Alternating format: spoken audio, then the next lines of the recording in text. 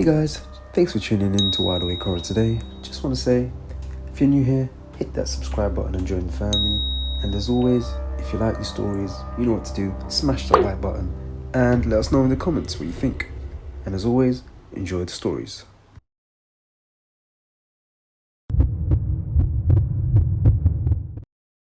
I knew it was going to be bad when I checked my phone and saw it was already 9:47 and she still hadn't shown up. The place was this small random spot under a train bridge, the kind where the windows rattle every time a train passes and the lights flicker like they're tired of trying. It was raining too, not heavy, just enough to make everything outside look blurry and kind of unreal. I'd already read the menu 3 times. I don't even like Raymond that much. I just picked the place because she once posted about it. She walked in at 9:52.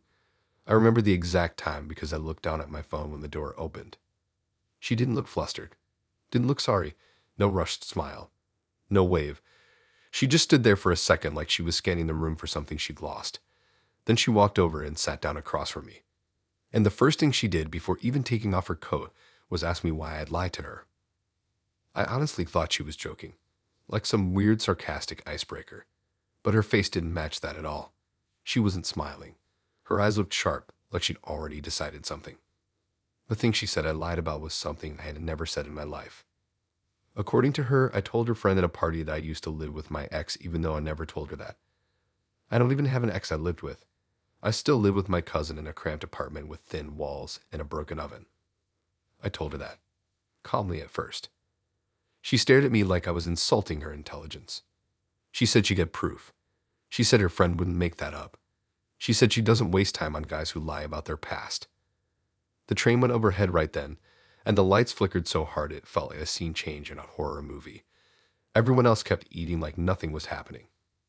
I felt my face getting hot, not because I was guilty, but because it made no sense. I tried to think back to every conversation we ever had. We'd been talking for maybe 3 weeks, just texting and sending dumb videos. We'd never even met before this. I told her I never said that. I asked her which friend told her. She just shook her head like I was missing the point. She said it wasn't about that specific lie. It was about the pattern. Pattern. That word stuck with me. I asked her what pattern. She leaned back and crossed her arms and said I probably didn't even remember half the stuff I said. That's when I started feeling something weird. Not scared exactly, but off balance. Like I walked into a room and the floor was slightly tilted and I couldn't prove it to anyone else. The waiter came over and asked if we were ready to order. She ordered for herself and then ordered for me too. I didn't even get to speak. She picked the spicy one. I hate spicy food. While we waited, she kept bringing up random things. She said I told her I dropped out of college. I didn't. I said I was thinking about switching majors. She said I told her I hated dogs. I have a dog. His name is Milo. She said I once told her I had anger issues. That one made me freeze. Because I never said that, but it was so specific that for a split second I doubted myself. I tried to remember every late night text, every voice note. I even scrolled back through our messages under the table. None of it matched what she was accusing me of. I showed her my phone. She barely glanced at it. She said deleting messages doesn't erase what you said in real life. My stomach started hurting before the food even arrived. She wasn't yelling. That's what made it worse. She was calm. Too calm. Like she was doing a performance only she understood. When the ramen came, she didn't touch it. She just kept talking. She said she almost didn't come tonight. She said she needed to see my face when she confronted me. Confronted. Like I was some criminal. I kept trying to defend myself, but every time I finished a sentence, she'd tilt her head slightly and look at me like I was confirming something in her mind. At some point, she mentioned a party I've never been to. She described it in detail. Said I was wearing a gray hoodie. Said I was leaning against a fridge telling people how my ex still calls me at night. She even described the kitchen layout. The scary part is I own a gray hoodie. I started questioning everything. Had I blacked out somewhere? Was there some night I didn't remember? But no, I don't even drink that much. And I definitely don't tell strangers dramatic stuff about imaginary exes. I asked her again which friend told her. She finally said a name I didn't recognize. I told her I didn't know that person. She smiled, not in a friendly way, more like she'd been waiting for that. She said that's exactly what someone would say. By then the ramen was getting cold, steam fading. The restaurant felt quieter even though it wasn't. I noticed a couple at the other table glancing at us. She leaned forward and lowered her voice. She said she doesn't like being lied to. She said her last boyfriend lied about small things before bigger things started showing up. She said she can spot it now. And then she said something that actually scared me. She said she almost called my cousin earlier to verify my story. I never told her my cousin's name. I never told her his number. I asked her how she even knew I lived with my cousin. She looked confused for a second. Then she said I told her that on the second day we were talking. I didn't. That detail never came up. I felt this slow, cold, creeping feeling, like something was wrong in a way that wasn't just about the date. I tried to remember if I had mutual friends with her. I checked her profile again in my head. We had maybe 2 random connections from high school. She pulled out her phone and started scrolling. She said she took notes because she has a bad memory. She said she writes down things guys tell her so she can catch inconsistencies.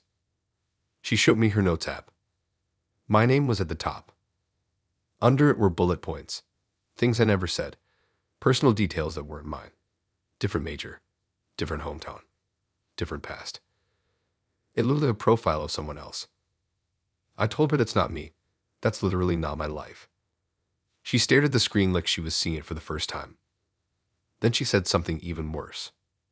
She said maybe I told her those things from another account. Another account. I asked her what she meant.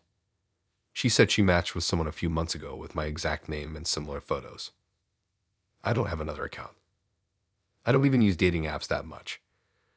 She started comparing my face to the memory in her head, like she was trying to line up 2 images that almost matched. The train roared overhead again and the lights flickered harder this time. One of them went out completely above our table. For a second, her face was half in shadow. She whispered that this wasn't funny. I told her I'm not joking. She kept staring at me like I was glitching in front of her.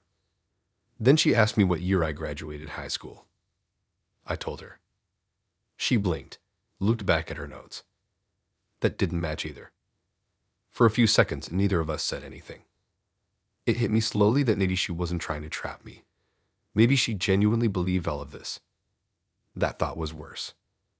Because if she believed it, then in her mind I wasn't just a liar. I was some double-life weirdo playing games with her. She started breathing faster. Not dramatic, just uneven. She said she doesn't understand how I can sit there and deny everything so calmly.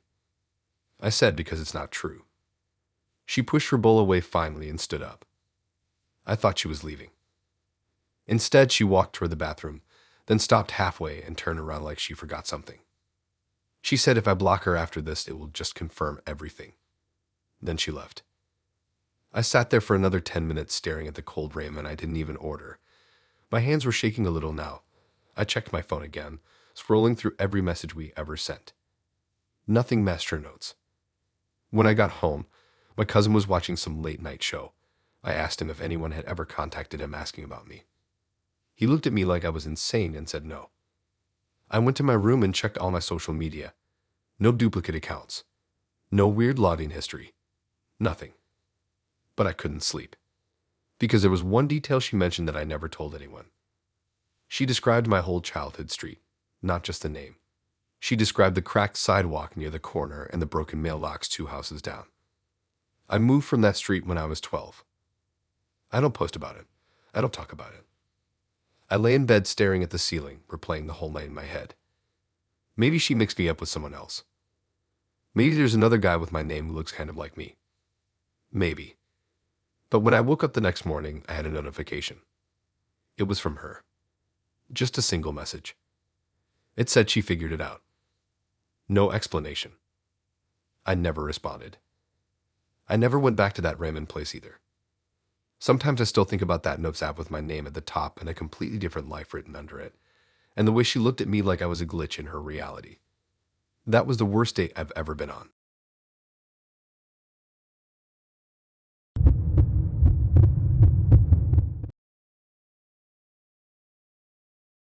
I knew something was off before I even sat down, but I told myself I was being dramatic. You know how sometimes your brain tries to turn normal stuff into a horror movie for no reason? That was me that night. I almost turned around twice before going inside. The restaurant was this roofed-up taco place downtown. the kind with string lights hanging everywhere and heaters blasting because it was early spring and still freezing after sunset. My friend picked it for me because she said it felt safe. Public, busy, loud. I remember standing outside fixing my hair in the reflection of the glass door and thinking I looked decent enough. When I walked in, he was already there. He stood up right away like he'd been watching the entrance. That should have been my first clue. He didn't check his phone, didn't look around confused. His eyes locked on me immediately. He had the small rectangular box on the table. It was wrapped in plain brown paper, nothing fancy. He smiled and said he brought me something small because he likes first impressions to matter. I felt awkward but also kind of flattered. No guy had ever brought me a gift on a first date before. It felt like a lot, but not necessarily bad, just intense. We sat down. The rooftop was half full. Music playing, people laughing, plates clinking. It felt normal. I kept telling myself that. He pushed the little box toward me and told me to open it now instead of later. So I did. Inside was a picture frame. Black, simple, not cheap, but not expensive either. For half a second, I thought maybe it was some cheesy quote or something. Then I looked closer. It was a photo of me. Not from social media. Not from my profile. It was me walking into the restaurant. Like 5 minutes earlier. You could see the glass door behind me. You could see the hostess stand. You could even see the exact jacket I was wearing because it was literally that moment. I felt my face go cold. He watched my reaction carefully. Not laughing. Not embarrassed. Just observing. I asked how he got that. He said he likes photography and he thought it would be cute to capture the first moment he saw me in person. That sounds romantic in a movie. In real life, it felt wrong. I tried to rationalize it. Maybe he had a friend there. Maybe he asked someone to snap a quick picture. But the angle didn't make sense. It wasn't from inside the restaurant. It was from outside.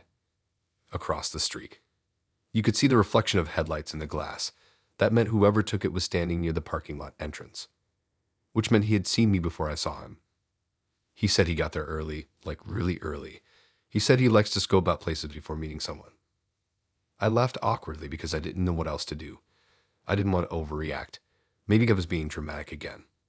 But then I looked closer at the picture. My face wasn't smiling. I looked nervous. I was looking out at my phone as I walked. It wasn't some flattering, candid moment. It was just me existing without knowing someone was documenting it. He said he printed it in his car. That made my stomach drop even more. He had a portable printer. In his car. He said he keeps it with him because he loves capturing memories in real time. I tried to shift the mood. I asked him about his job, about where he grew up. Normal stuff. He answered, but every answer circled back to me somehow. He said he noticed I tend to tuck my hair behind my ear when I'm anxious. I didn't realize I was doing that until he pointed it out. He said he first saw me 2 weeks ago at the grocery store near my apartment. I froze. I never told him where I shop. He quickly added that he just happened to be there too. That could be coincidence. It's a common grocery store. But then he mentioned the brand of cereal I picked up and put back. That's not coincidence. That's watching. I felt the air get thinner even though the heaters were blasting. He kept the frame on the table the entire time. He angled it slightly toward himself, like he liked looking at it, like it was proof of something. At one point, he pulled out his phone and scrolled through photos. He showed me pictures of sunsets, buildings, random street shots. Then he showed me another one of me. This one was from behind. I was crossing the street near my building. You could see my backpack, my walk, my exact route home. I asked when that was taken. He said last week. He said he wanted to make sure I was real before meeting up. Real. Like I was some online catfish. I started calculating how far my apartment was from here, how I would get home, whether he drove, whether he knew exactly where I live. I texted my friend under the table. I told her it was weird and to stay on standby. He kept talking casually about how much he likes details, how he notices things other people ignore. He mentioned my running route. I never told him I run, but I do, around the same park 3 mornings a week. He described the blue bench near the pond where I usually stretch. I felt exposed in a way I can't fully explain, like my private routines weren't mine anymore. I asked him directly if he had been following me. He looked almost offended. He said following sounds aggressive. He prefers observing. Observing. like I'm some bird in a nature documentary. The music on the rooftop felt way too loud suddenly. Every laugh from another table sounded distant and fake. I looked at the framed photo again. The timestamp in the corner showed the exact minute I walked in. He must have been outside watching the entrance camera ready, which means he saw me checking my reflection in the glass. He saw me hesitate before opening the door. He saw me exist before I even knew he was there. He said he almost didn't give me the photo because he didn't want to scare me. That sentence just confirmed he knew it was wrong. I asked how many pictures he had of me. He paused. That pause told me everything. He admitted he has a small collection. He said it's nothing weird, just moments. Me at the bookstore, me at the bus stop, me jogging. He said he feels connected to me already. We had been texting for maybe 3 weeks. 3 weeks. I felt trapped. If I stood up suddenly, would he follow? If I accused him loudly, would he flip? So I stayed calm. I told him I needed to use the restroom. I took my purse with me. Inside the bathroom, I locked myself in a stall and called my friend. I whispered everything. She told me to leave immediately and not go back to the table. But my jacket was still there.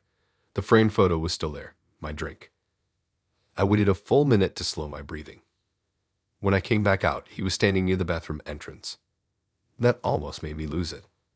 He said he was just checking if I was okay. No one checks that fast unless they're watching the door. I said I wasn't feeling well and needed to head home. He offered to walk me. I said no. He offered to drive me. I said no again. He didn't push. That was the strange part. He just nodded and picked up the framed photo. Then he did something that still freaks me out. He handed it to me and said I should keep it because it was the first moment of our story. I didn't take it.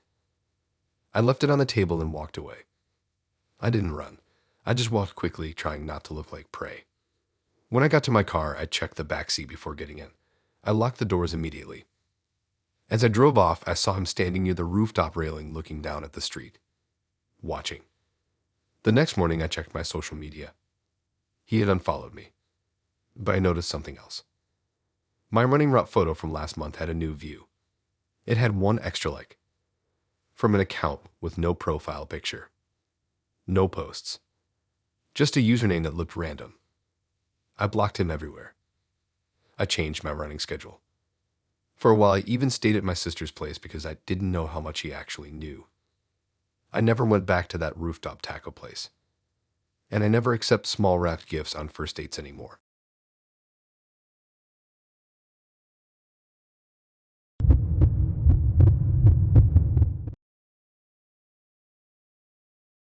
I should have left the second she said it. Not later. Not after the appetizers. Not after trying to be polite, right then, but I didn't because I didn't want to look paranoid over something that sounded small. Turning off a phone doesn't sound like the start of a horror story. It sounds like someone who wants to be present. That's what I told myself. The date was at this weird underground jazz bar downtown. Not fancy jazz. More like dim basement, low ceiling, exposed pipes, red lights everywhere. The kind of place where you can't tell what time it is and your ears ring a little when you leave. She picked it. Said she liked places that felt disconnected from the world. Disconnected should have been a red flag. I got there first and grabbed a small 2-person table near the back. There were candles and old glass bottles, and the floor was sticky in spots. My phone had 63% battery. I remember because I checked the time when I sat down. She walked in wearing a long dark coat and didn't smile much. Not in a rude way, just serious, focused. She sat down across from me, and before even asking how I was, she glanced at my phone on the table. She said she has one rule on first dates. No phones. I thought she meant face down, or on silent, that kind of thing. No, she meant fully off, power down. She said it makes people honest. I laughed a little and said I'd keep it on silent. That should be enough. She didn't laugh. She stared at me like I just failed a test. She said silent isn't the same. She wants it off. Completely. She said if it's still on, then part of me is still connected to everyone else. It felt intense, but not crazy yet. Just different. Some people are strict about that stuff. I told her I don't turn my phone off when I'm out. Just in case. Family. Emergencies. Normal reasons. That's when her face changed. Not angry. Not dramatic, just disappointed, like I'd just revealed something about myself she didn't like. She said if I can't disconnect for 2 hours, that says something about me. I said it's not about that. It's just habit. She leaned back and crossed her arms. The jazz band started playing something slow and heavy, and it made the whole moment feel more serious than it was. She said she already turned hers off. She reached into her bag and showed me her phone screen. Black, powered down. Then she slid it across the table like proof. I felt pressure. Not loud pressure, quiet pressure. The kind where you know if you don't comply, the mood is ruined. So I hesitated. I actually picked my phone up and held the power button halfway. I don't know why. Maybe I wanted to show I was considering it. But something in my head kept saying, don't. I told her I'd rather not. That's when she looked genuinely hurt. Like really hurt. She said she doesn't understand why I don't trust her. Trust her. We had been texting for maybe a week. I told her it's not about trust. It's just basic safety. I don't turn off my phone in places I don't know well. She asked what I think is going to happen. That question felt loaded. I shrugged it off and said nothing, it's just normal for me. She got quiet after that, really quiet. The waiter came over and we ordered drinks. She ordered something strong. I stuck with soda because I had this weird feeling I needed to stay clear-headed. The music got louder. People started clapping between songs, but at our table it felt tense. She kept glancing at my phone. Every time it lit up with a notification, even though it was face down, her eyes flicked to it immediately. She said the glow is distracting. I flipped it over so the screen faced the table. She still wasn't happy. She asked who could possibly need me at 9:30 on a Thursday night. I said nobody. That's not the point. She leaned in and lowered her voice.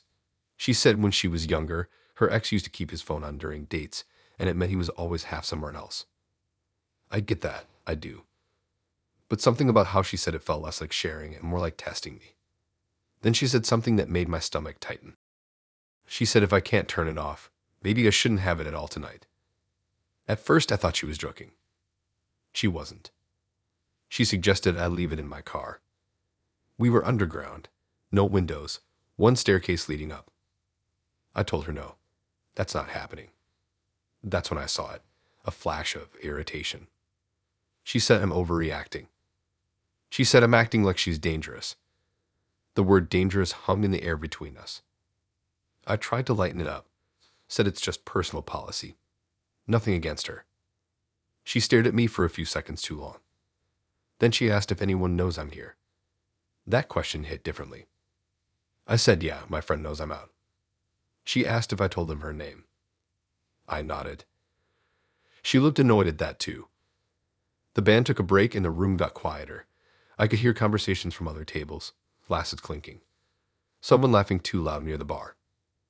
She said she likes privacy. Real privacy. No digital trail. I asked what that means. She said she doesn't post online. Doesn't check in anywhere. Doesn't like being tracked. Tracked. I told her phones don't track you like that unless you let them. She gave me this look like I was clueless. She said everything tracks you. Then she asked if my location services were on. I didn't answer that. Because they were. She started talking about how she once went on a date where the guy recorded her without her knowing. That's why she has this rule now. I understood that part. That's messed up. But I wasn't recording anything. My phone was just sitting there. She reached across the table suddenly and put her hand over my phone. Not aggressive, just firm. She said it's simple. If I care about making this work, I turn it off. The way she said making this work felt strange for a first date. I gently moved her hand away and said I'm not turning it off. Her jaw tightened. She asked if I'm hiding something. I said no. She asked if I have another girl texting me. I said no again. She said then prove it. That was it for me. I told her I don't have to prove anything by shutting down my only connection to the outside world in a basement bar with someone I just met. She looked around like I'd insulted her. Then she did something that actually scared me. She stood up and walked toward the staircase. For a second, I thought she was leaving. But instead, she stood at the bottom of the stairs, blocking part of the exit, and looked back at me. She didn't say anything, just stood there. The room suddenly felt smaller. I grabbed my phone and slid it into my pocket. I walked toward the stairs. As I got close, she stepped slightly to the side, but not fully. I had to brush past her shoulder to get through. She whispered that I ruined it. I didn't respond. I walked up the stairs 2 at a time and pushed the door open into the cold night air. I didn't stop walking until I was halfway down the block.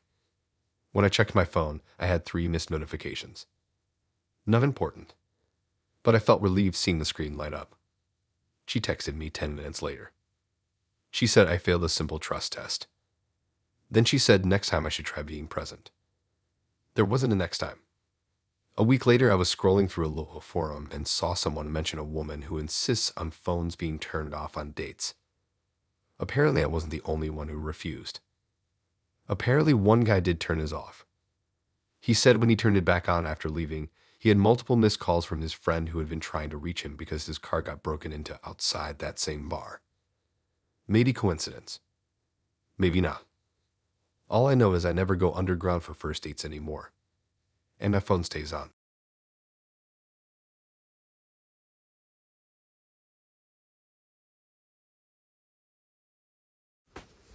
Hey guys, really sorry to disturb you, but if you're enjoying the stories up until this point, please smash that like button. That's all I'm asking for you guys. Let's break some records this year. Now back to the stories.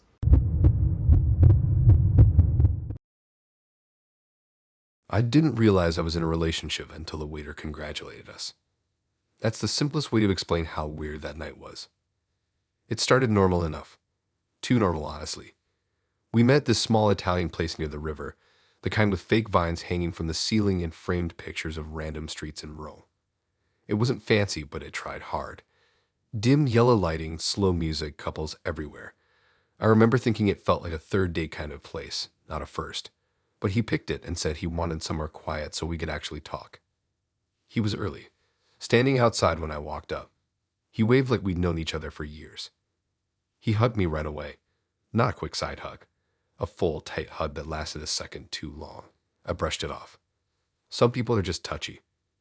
Inside, he pulled out my chair before I could even reach for it. Again, not bad. Just intense. Like he had already decided what role he was playing. We ordered pasta. He ordered wine for the table without asking if I wanted any. I don't drink much, but I didn't want to start correcting him on everything, so I let it go. The first half hour was fine. He talked a lot about his job, his plans, how he wants something serious. He kept saying he's done wasting time. Done with games. Done with casual. That should have felt flattering. Instead, it felt like pressure. Like he wasn't getting to know me, he was assessing whether I fit into a slot he'd already built. Halfway through dinner, the waiter came over to check on us. That's when it happened. He smiled at the waiter and said we were celebrating. The waiter asked what for, and he said he finally convinced his girlfriend to try this place. My stomach dropped so fast it felt physical. I thought maybe I misheard. But the waiter grinned and congratulated us, asked how long we'd been together. I sat there frozen for a second, waiting for him to laugh and correct it. He didn't. He leaned back in his chair like it was completely normal and said it's still new, but it feels right. I felt heat crawl up my neck. I tried to interrupt casually, like maybe I could frame it as a joke. But every time I opened my mouth, he kept talking over me smoothly, confidently. The waiter looked at me and smiled again, like I was supposed to confirm it. I forced a tight smile because I didn't want to cause a scene in a packed restaurant. When the waiter walked away, I turned to him and said that was weird. He looked confused. He said what was weird. I said introducing me like that. He shrugged like it was nothing. He said it's basically what this is heading toward anyway. Heading toward. We had been texting for 2 weeks. This was our first time meeting in person. I told him that's not something you just decide alone. He waved his hand like I was overthinking it. Said labels don't matter if the connection is obvious. I felt trapped in that booth. The fake vines above us suddenly felt like they were closing in. I tried to reset the vibe. Changed the topic. Asked about his family. Big mistake. He lit up and started talking about how excited his mom will be when she meets me. Meets me. I laughed awkwardly and said, let's slow down. He tilted his head and studied my face like he was trying to figure out what part of this I didn't understand. He said he doesn't date unless it's serious. I said that's fine, but you don't get to call someone your girlfriend without them agreeing. He smiled in this calm way that made it worse. He said sometimes people don't know what they want until someone confident shows them. That sentence stuck with me. It didn't feel romantic. It felt like a warning. The waiter came back with dessert menus and again called me his girlfriend. This time I corrected it immediately. I said it's actually our first date. The waiter looked embarrassed and apologized. I expected him to jump in and clarify too. He didn't. He just stared at me, his expression flat now. After the waiter left, he asked why I felt the need to correct that. I said because it's not true. He leaned forward and lowered his voice. He said it is true if we both know this is going somewhere. I told him that's not how it works. He stared at me for a few seconds without blinking. Then he did something that made my skin crawl. He reached across the table and grabbed my hand tightly. Not gentle, tight. He said he doesn't like being embarrassed. Embarrassed. Like I'd done something wrong by telling the truth. I pulled my hand back slowly and said I didn't embarrass him. I just clarified. He exhaled slowly and leaned back again, but his whole energy had shifted. The easy smile was gone. For the rest of dinner, he kept slipping it in casually. My girlfriend likes this. My girlfriend doesn't eat mushrooms. My girlfriend is shy. Every time he said it, it felt like he was layering something over reality. Like if he repeated it enough, it would stick. I stopped correcting him after the third time because it was exhausting. When the check came, he grabbed it immediately and said he takes care of his girlfriend. I reached for my purse and he gently pushed my hand away. He said, "Don't make this weird." Everything was already weird. Outside the restaurant, the river was dark and quiet. Streetlights reflecting on the water. It should have felt romantic. He wrapped his arm around my waist like it belonged there. I stepped away and said I'm going to head home. He frowned.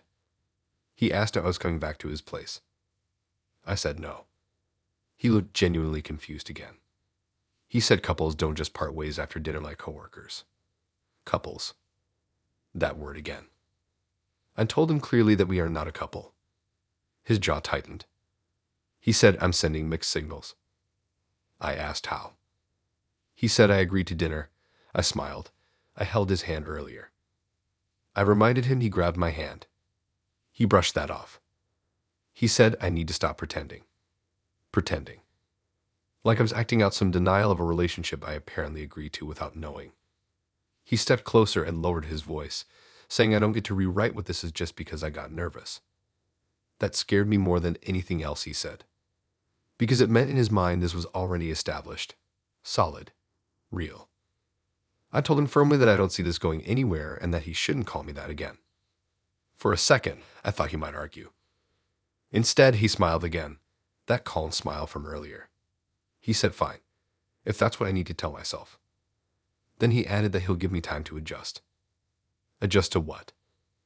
I walked to my car without looking back. When I got inside, my hands were shaking. I checked my phone and saw a text from him already. It said, "Good night, girlfriend." I blocked his number right there in the parking lot. The next morning, I had a message request on social media from him. He said I shouldn't ghost someone I'm in a relationship with. I blocked that too. A week later, a mutual acquaintance asked me how long we had been dating. Apparently, he'd been telling people. Telling them I'm his girlfriend. Telling them I just like to keep things private. That's when it fully hit me. He wasn't joking. He wasn't exaggerating. He had decided something and expected me to fall in line. I never saw him again. But for months after, every time someone casually used the word girlfriend around me, I felt my stomach twist a little. Because that night, I learned how easily someone can try to rewrite your reality right in front of you.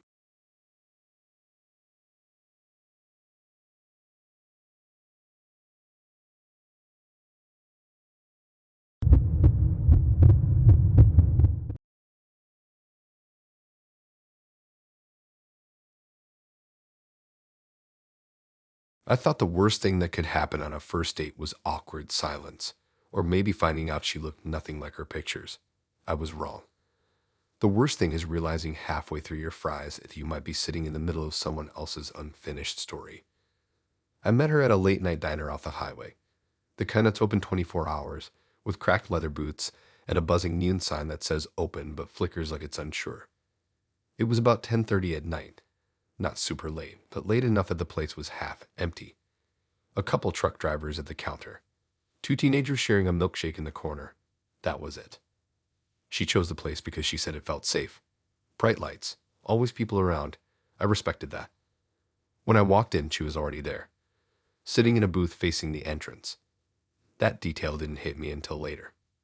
She waved when she saw me, but even while waving, her eyes flicked past me to the door, like she was checking who walked in behind me. I sat down across from her. She smiled, said she was glad I made it. She looked normal, pretty, a little tired maybe. There were dark circles under her eyes like she hadn't been sleeping much. Before we even opened the menus, she leaned forward slightly and said something that caught me off guard. She said if he shows up, just pretend you know me. I blinked at her, thinking I misheard. She repeated it softer. If he shows up, just act like we're close, like we've known each other for years. I asked who. She glanced at the entrance again before answering. She said it's probably nothing. She just has a weird feeling. That's not a real answer. I laughed awkwardly and asked if she was joking. She wasn't. She kept her eyes on the door for a few more seconds, then forced a smile and said forget it. But she didn't forget it. Throughout the first 10 minutes, she kept checking the entrance every time it opened. Every time someone walked in, her shoulders tensed. I tried to keep the conversation normal. Asked about her job. She works at a salon across town. Asked about hobbies. She likes true crime podcasts. That detail felt ironic later. But even while answering me, she kept scanning the room. Finally, I asked directly who she was worried about. She hesitated before answering. She said it's her ex. Of course. She said they broke up a few months ago, and he didn't take it well. I asked if he knows she's here. She said no, but he knows the places she likes.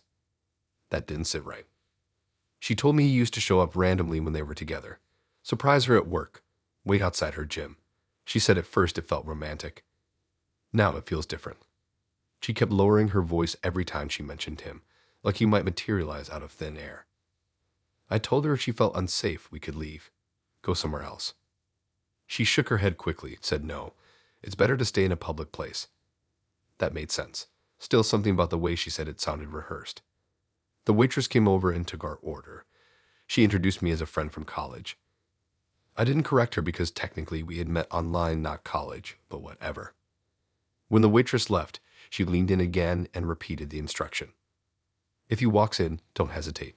Just act natural, like you've known me forever. The way she said don't hesitate made it feel like a drill. I asked what he looks like. She described him in detail. Tall, dark jacket, beard, scar above his eyebrow. As she described him, I noticed something strange. Her description kept shifting slightly. First, the jacket was black. Then it was gray. First, the scar was on the left, then the right. It was subtle, but I caught it. I didn't call it out. I just listened. About 20 minutes in, the diner door opened and a tall vat walked in. She froze. Her hand shot across the table and grabbed my wrist. Not gently. She squeezed hard enough that it hurt. She whispered, "That's him." I turned to look. The guy at the door was tall, beard, dark jacket. He scanned the diner briefly before walking to the counter. She slid closer to me in the booth, pressed against my side like we were actually together. She told me to put my arm around her. I hesitated. She squeezed my wrist again harder this time. So I did it. I wrapped my arm around her shoulders awkwardly. My heart was pounding, but not because of him. Because something felt off. The guy at the counter didn't look at us again. He ordered coffee, sat with his back to us. She kept her head tucked against my chest like she was hiding her face. I whispered that he's not even looking. She said he will. 5 minutes passed.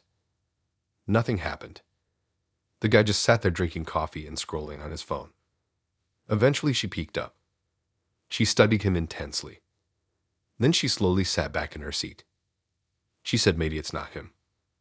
Maybe. Her grip on me loosened. I asked if she was sure. She nodded, but didn't look convinced. The rest of dinner was tense. Every time the door opened, she flinched. Every time someone stood up, she tracked their movement. At one point, she excused herself to the restroom. While she was gone, The tall guy at the counter paid and left. I watched him walk out. He never glanced at our booth. When she came back, I told her he left. She looked disappointed. Not relieved. Disappointed. That's when the whole thing shifted in my head. I asked if she was absolutely sure he would come here. She stared at the table for a second too long. Then she said sometimes she thinks she sees him everywhere. That's not the same as him actually being there. I asked if he's contacted her recently. She shook her head. No calls, no messages. Then why didn't she seem so certain he would show up tonight? She didn't answer directly. Instead, she asked if I believed in fate. That question came out of nowhere. She said sometimes people are brought together by dangerous situations. I felt my stomach drop a little. She said most guys would have left when she mentioned her ex. But I stayed. She smiled when she said that. Not a scared smile. Something else. I asked her straight up if she actually thought he was coming. She looked at me carefully before answering. She said she wasn't sure. Then she admitted something that made everything make sense in the worst way. She said she wanted to see how I would react. React to what? To pressure, to threat, to stepping into a situation without all the information. She said it tells her what kind of person I am. I stared at her. She said she has a habit of testing people early. Testing. Like this whole thing was an experiment. I asked if there even is an X. She paused. Then she shrugged slightly. There was someone once, but he never showed up anywhere unexpectedly. So the whole panic, the scanning the door, the grabbing my wrist, the rehearsed lines, all of it was staged. She said she needed to know if I would protect her. Protect her from what? From a story she invented for the night. I felt used. Not in a dramatic way, just tired. I told her that's not normal behavior. She said it's smart behavior. She said the world isn't safe and she has to know who she's dealing with. I stood up. She looked surprised. I told her I'm not auditioning for a role in her life. As I walked toward the exit, she called after me softly, asking if I was seriously leaving over something small. Small. Outside, the neon sign buzzed overhead. Cars passed on the highway. Normal sounds. I sat in my car for a minute before starting it. Through the diner window, I could see her still sitting in the booth, facing the door, watching it, like she was still waiting for someone to walk in. I don't know if there ever was an X. I don't know if she runs that same script on every guy. All I know is I never went back to that diner. And if anyone ever asks me to pretend I know them because someone might show up, I'm walking out immediately.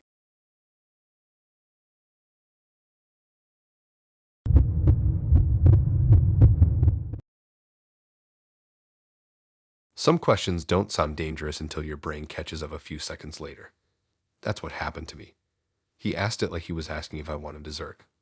Calm, curious, almost bored, and it took my brain a full 5 seconds to understand what he had just said. The date started normal. That's the part that still bothers me. There was nothing obviously wrong at first. We met this outdoor food truck park on the edge of town. It was one of those places built out of shipping containers with picnic tables scattered around and string lights overhead. There was a small stage in the corner where a guy with a guitar was playing slow covers of random songs. It wasn't crowded, but it wasn't empty either. Families, couples, groups of friends. It felt public enough to be safe. He suggested it because he said he liked low-pressure spots. No reservations, no long waits, just grab food and talk. He was already sitting at one of the tables when I got there. He stood up when he saw me and smiled like we were already comfortable with each other. He looked exactly like his pictures.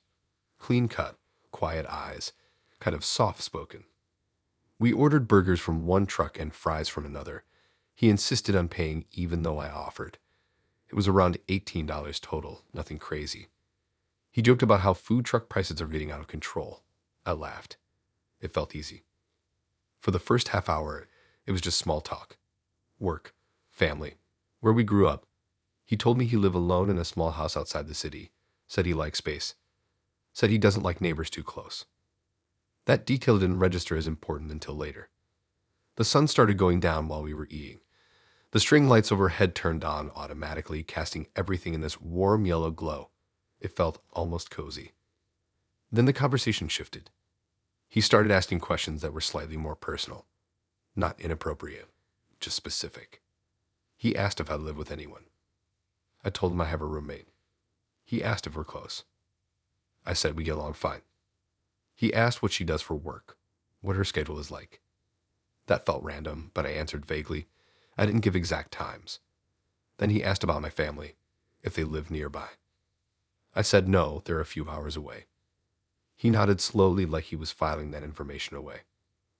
I tried to redirect and asked about his friends. He shrugged and said he keeps his circle small. He doesn't trust easily. The guy with the guitar finished his set and packed up. The crowd thinned out a little as it got darker. The families left first, then some of the groups. We were still sitting there with empty trays in front of us. That's when he asked it. He looked up at the sky for a second, then back at me, and casually asked if anyone would notice if I didn't come home tonight. I actually laughed at first. It sounded like a bad joke. He didn't laugh. He just kept looking at me, waiting for an answer. I felt something cold slide down my spine. I asked what he meant. He shrugged and said sometimes people are more alone than they realize. Sometimes it takes days for anyone to notice. He said it like it was an interesting fact. I told him my roommate would notice. He asked how. I said because we see each other every day. He tilted his head slightly and asked if that's actually true or if we just assume it is. The way he was talking made it feel like a thought experiment, like he was testing a theory. I tried to lighten it. Said I'd probably text her if I was staying out late anyway. He nodded again. Then he asked if I had shared my location with anyone. That's when my heart started pounding. I asked why that matters. He said it's just interesting how much people rely on technology for safety now. I didn't answer. He leaned back in his chair and looked around the park. By now, only a few tables were occupied. The food trucks were starting to close their windows one by one. He said he sometimes wonders how easy it would be to disappear in a city like this. I told him that's a weird thing to wonder about. He didn't deny it. He said he watches a lot of crime documentaries. He likes studying patterns. Patterns. He started talking about how most missing persons cases aren't solved because of lack of immediate response. Because people assume the person is just busy or staying over at someone's place. Every sentence felt heavier than the last. I checked my phone discreetly under the table. I had full signal. My roommate had sent a random meme about 20 minutes earlier. That small normal notification felt like a lifeline. He noticed me checking my phone. He asked if I was nervous. I said no, just checking the time. He smiled slightly and said it's not even that late. It was almost 10:15. The lights around us flickered as one of the trucks shut down their generator. The park suddenly felt bigger and emptier. He stood up and suggested we take a short walk around the perimeter before heading out. I didn't want to seem paranoid, so I agreed, but I made sure to grab my bag and keep my phone in my hand. We walked along the gravel path that circled the park. There were fewer lights out there, mostly shadows from the surrounding buildings.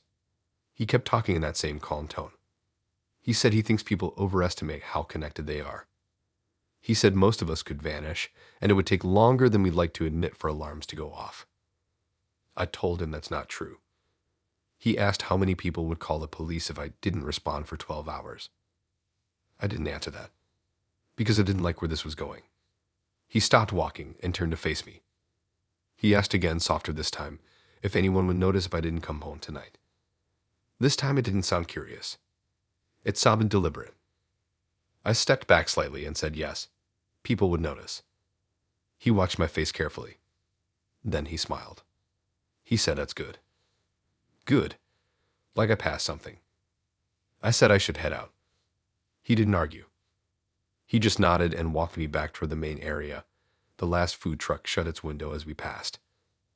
In the parking lot, he stood a little too close while I unlocked my car. He said he enjoyed tonight. I forced a smile and said me too. Before I got in, he leaned in slightly and said he was just asking hypotheticals. He said people get too sensitive about interesting questions. I didn't respond. I got in my car, locked the doors, and started it immediately. As I drove away, I checked my rearview mirror. He was still standing there in the dim light, watching my car leave. Not waving. Just watching. When I got home, my roommate was on the couch watching a show. I told her about the question. She went quiet. Then she asked if he knew where I live. I realized I had mentioned the general neighborhood earlier in conversation. That night, I double-checked that my windows were locked. The next day, I blocked his number. He sent one last message before I did. He said I seemed tense at the end and that he hopes I got home safe. The way he phrased it felt intentional. Like safety was the whole point. I never saw him again. But sometimes when I'm out late and my phone battery gets low, I think about that question and how casually he asked it.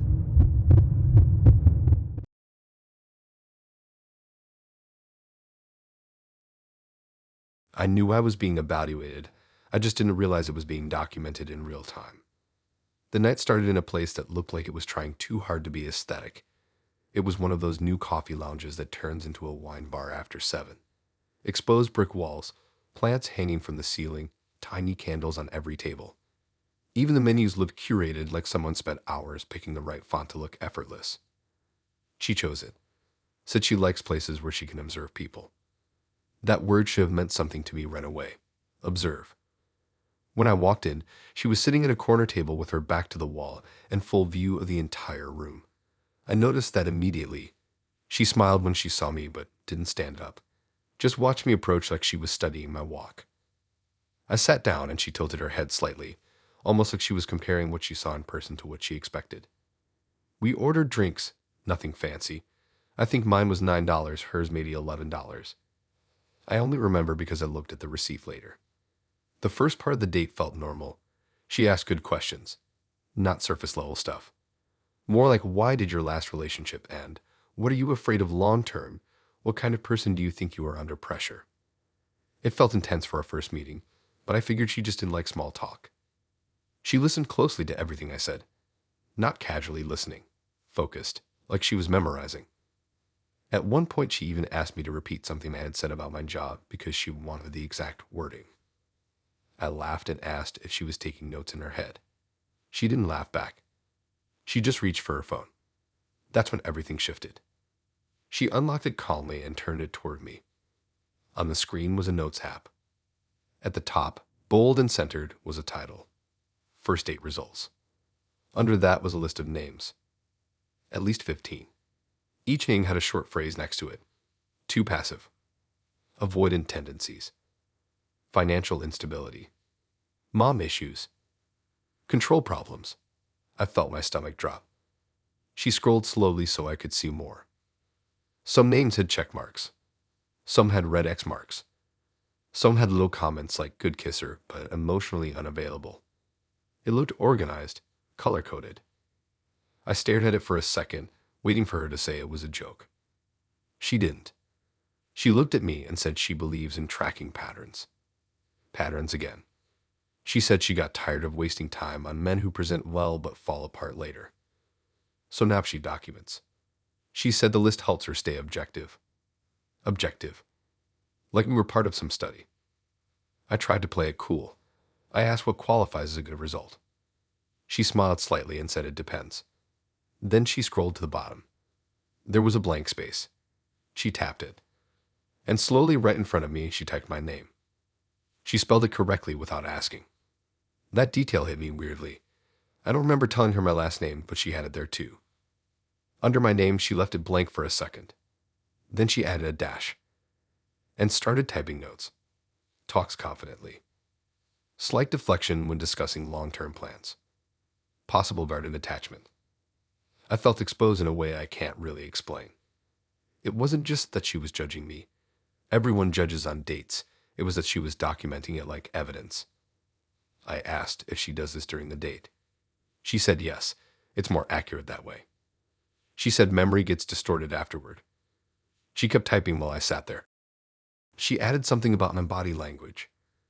She wrote that I maintain eye contact but shift in my seat when discussing vulnerability. I didn't even realize I was shifting. She looked up at me and asked how it feels to be assessed. I told her it feels strange. She nodded and typed that too. Displays mild discomfort when confronted with structured feedback. I almost laughed because it felt unreal. But she wasn't joking. She said she gives everyone a fair chance, usually 2 dates before final classification. Final classification. I asked what that means. She scrolled back up and tapped one of the older names. Next to it, in small text, it said, "Do not re-engage." Another said, "Potential but requires monitoring." Monitoring. I felt like I was in a performance review instead of a date. She asked me if I track my own growth like this. I said no. She said most people don't, which is why they repeat mistakes. Then she asked if I wanted to know my preliminary score. I said sure, mostly because I didn't know what else to say. She turned the phone slightly away from me and typed something quickly. Then she turned it back. There was a number next to my name. 6.8 out of 10. She said it's solid for a first date. Solid. I asked what would make it higher. She said openness, initiative, less guarded energy. She talked about it like she was explaining grades in school. The whole room suddenly felt smaller. The plants hanging from the ceiling seemed fake and suffocating. I noticed something else as she scrolled. Some names were marked with a small black dot. I asked what that meant. She paused. Then she said those are the ones who reacted poorly to feedback. Reacted poorly. I asked what that looks like. She shrugged and said defensiveness. Anger. Attempts to invalidate the process. I realized at that moment that there was no winning. If I left it off, she noted avoidance. If I got upset, she marked me unstable. If I played along, I was participating in my own evaluation. She asked if I had any questions about the criteria. I asked how many dates she's been on. She said enough to refine the system. I looked around the room. Other couples were chatting normally. No one else was being categorized in real time. She leaned forward and asked if I felt threatened by a woman who keeps records. That question was a trap. I said no, I just think relationships aren't spreadsheets. She smiled and typed something again. Resists structure but maintains composure.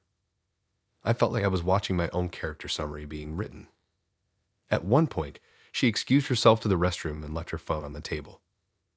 I know I shouldn't have, but I glanced at it. Her notes app was still open. I scrolled up slightly. Some names had longer paragraphs attached. Detailed breakdowns of personality traits, family background, observed weaknesses. It wasn't just surface stuff. It was deep. Too deep for first dates. When she came back, she didn't seem surprised that I had looked. She asked if I found it informative. I didn't answer directly. She said transparency is important. But this didn't feel like transparency. It felt like control. As the night went on, she kept updating my entry, adding small notes about how I responded to certain topics. At one point, she asked me what my biggest fear is. I hesitated. She watched that hesitation closely. I gave a safe answer. She typed something anyway. When the check came, she insisted on splitting it exactly. She said it keeps the data clean. Data. Outside, it was cold. The streetlights reflected off the wet pavement. She stood there for a second, looking at me thoughtfully. She said I'll know within 48 hours whether you move to phase 2. Phase 2. I nodded like that was a normal thing to say. She added one last note on her phone before putting it in her pocket. Displays tolerance for unconventional frameworks. Then she looked at me and said she appreciates my participation. Participation. Like I signed up for something. I went home feeling like I had just completed a survey instead of a date. The next day, I got a text from her. It said after reviewing the results, she doesn't think we're aligned long term. No explanation. No emotion. Just a conclusion. Part of me felt relieved. Part of me wondered what my final score was. I blocked her number. But sometimes I think about that list. All those names. All those results. And I wonder how many guys are still out there categorized and archived on our phone.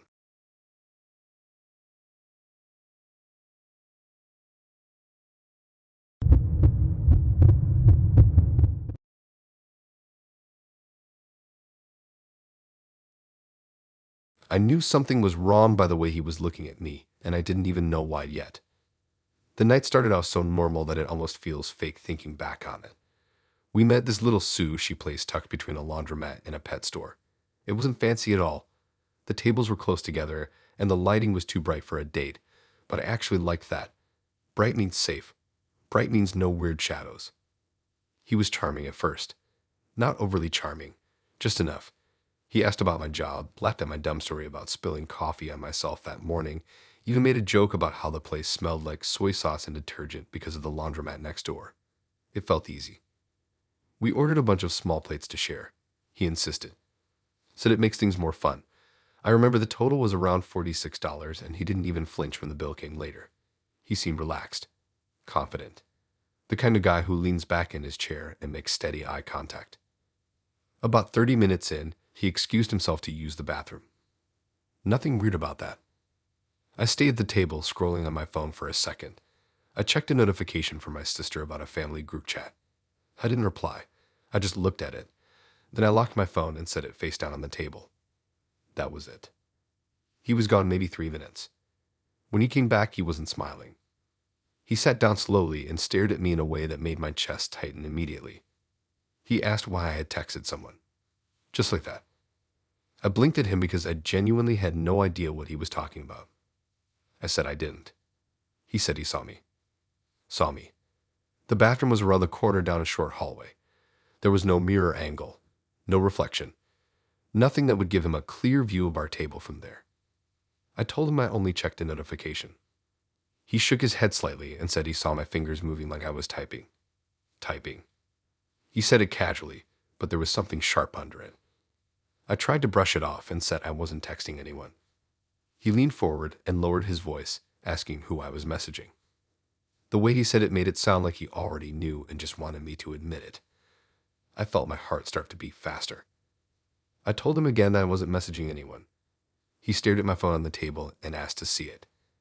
That caught me off guard. I asked why. He said if I have nothing to hide, it shouldn't be a problem. That line again, the classic one. I hesitated. Not because I was hiding anything, but because the request itself felt wrong. We had known each other for maybe an hour. He noticed my hesitation and his expression changed. He said the pause says everything. Everything about what? I picked up my phone and unlocked it, mostly because I wanted to prove how ridiculous this was. I showed him my recent messages. The last text I sent was earlier that afternoon. He scanned the screen carefully. Too carefully. Like he was looking for something specific. Then he asked if I deleted anything. Deleted. I almost laughed because it was so absurd. But his face was completely serious. He said people delete messages all the time to avoid awkward questions. I felt this mix of anger and disbelief. I told him I didn't delete anything. He leaned back in his chair and folded his arms. He said it's interesting how defensive I'm getting. Defensive. I wasn't yelling. I wasn't aggressive. I was confused. He started asking who I normally text during dates. I told him I don't normally text anyone. He asked if I had told someone where I was tonight. I said yes, my friend knows. He nodded slowly like that confirmed something. Then he said he noticed I picked up my phone the second he walked away. That wasn't even true. I waited a bit before checking it. He said he doesn't like feeling disrespected. Disrespected. By what? Looking at my phone for 10 seconds. The sushi arrived while we were sitting there in this tense silence. The waiter placed the plates down and asked if everything was good. I said yes automatically. He stayed quiet. As soon as the waiter walked away, he said he has been cheated on before. There it was. He said he learned to recognize signs early. I told him checking notification isn't a sign. He said the timing is suspicious.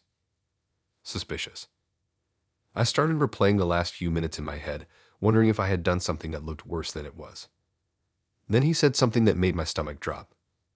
He said he didn't actually go to the bathroom. He said he stood at the end of the hallway and watched the table through the reflection of a glass picture frame on the wall.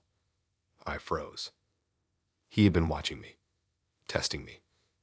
He said he wanted to see what I would do when he wasn't there. I felt exposed in a way that made my skin crawl. He said most girls reveal themselves in small moments. Reveal what? He kept analyzing my behavior like I was part of some experiment. He said the way I angled my phone toward myself suggested secrecy. I told him that's just how people hold phones. He shook his head slightly and said it's about intention. Every explanation I gave, he twisted. If I said I wasn't texting, he said I was hiding it. If I showed him proof, he said I could have deleted it. If I got upset, he said that's guilt. It felt like there was no way to win. He asked for my phone again. This time not to look at messages, but to check my battery usage history. Battery usage. I stared at him. He said it would show if messaging apps were active in the last few minutes.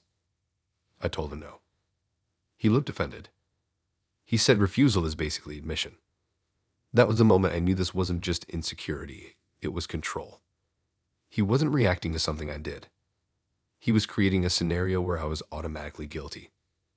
The sushi in front of me looked unappetizing now. I hadn't even touched it. He picked up a piece and ate it calmly while staring at me. Like nothing was wrong. Then he said trust is fragile. And I had already cracked it. We had been sitting there less than an hour. I told him this is ridiculous. He said that word again. Defensive. He started asking if there's someone else. If I'm still talking to other guys. If I'm keeping options open. I told him it's a first date. Of course I'm not exclusive to someone I just met. He stared at me like that answer offended him deeply. He said he doesn't compete. Compete. I suddenly felt tired. Tired of explaining something that shouldn't need explaining. I stood up and grabbed my bag. He looked surprised. He asked if I was really leaving over a simple question. Simple question. I said it stopped being simple when he admitted he was spying on me through a reflection instead of using the bathroom. He didn't apologize. He just said he was protecting himself. From what? From a notification on my phone. I walked to the counter and paid for my half of the food, around $23. As I was signing the receipt, I felt his eyes on me. When I walked out into the parking lot, he followed a few steps behind. Not close enough to touch me. Just close enough to remind me he was there. He asked one last time if I was sure I hadn't texted anyone. I didn't answer. I got into my car and locked the doors. As I drove away, my phone buzzed. A text from him. He said honesty would have gone a long way tonight. I didn't reply. I blocked him at the next red light. And I still think about how he never actually needed to see me text anyone. He just needed to believe I did.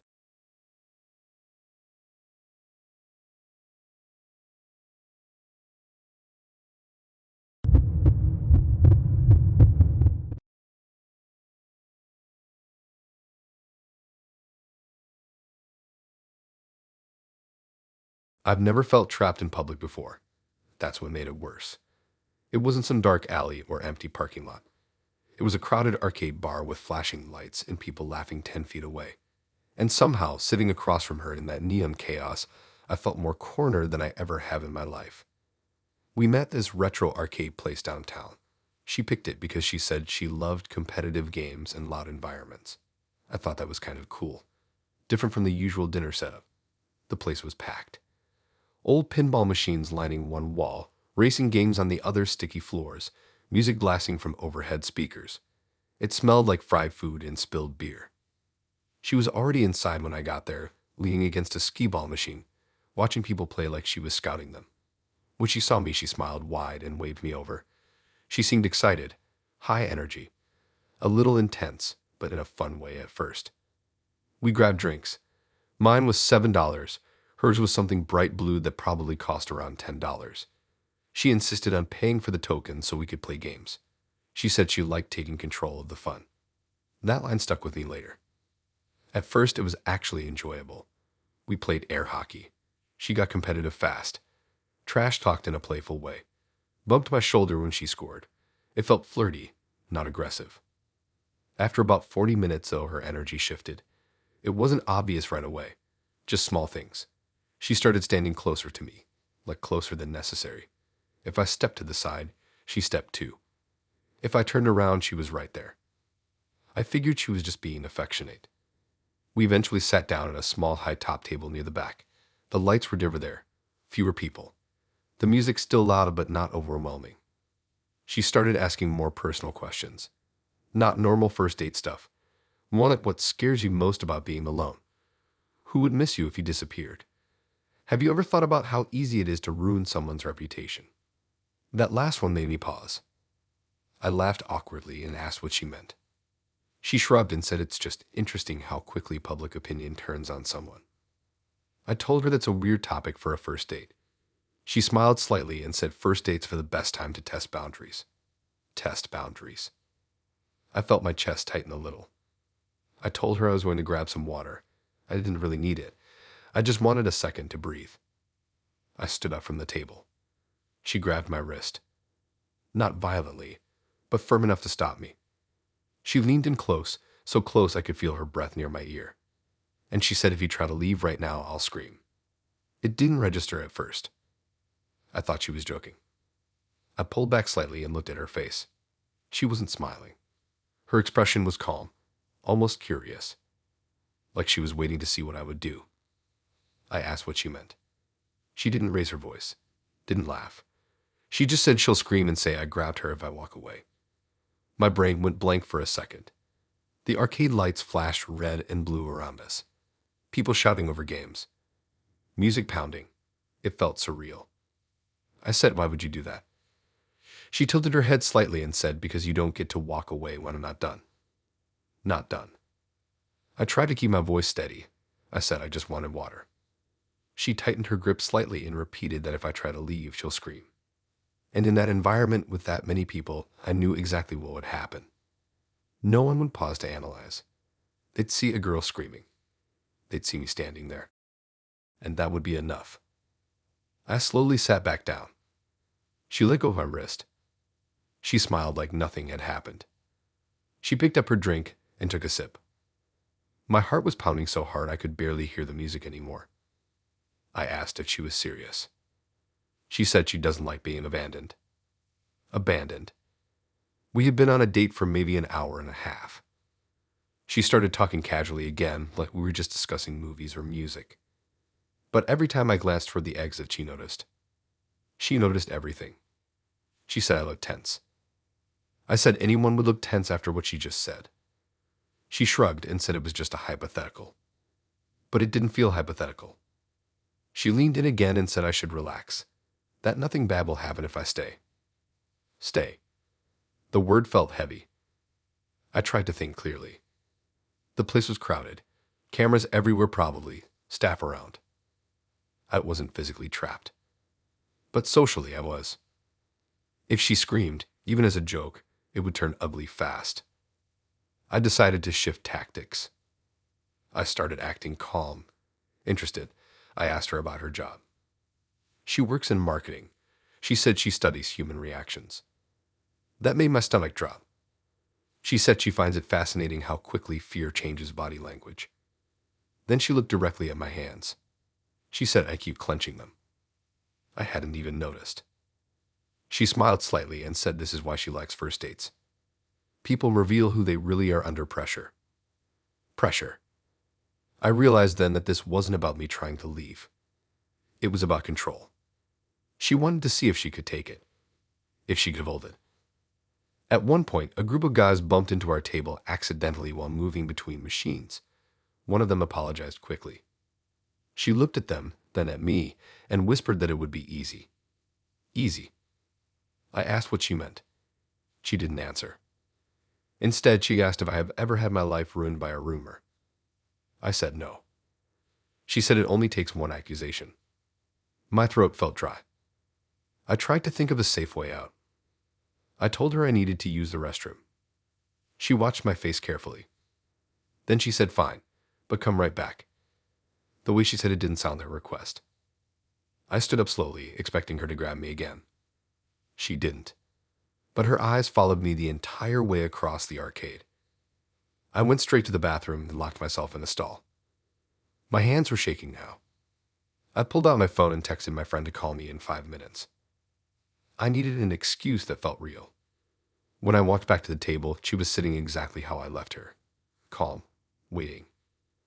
My phone rang a minute later. I answered and pretended to listen. I said my roommate locked herself out of our place and needed me to bring the spare key. She studied my face carefully while I was on the call. When I hung up, she asked if it was real. I said yes. She held my gaze for a long second. Then she smiled. She said I can go. Just like that. No drama.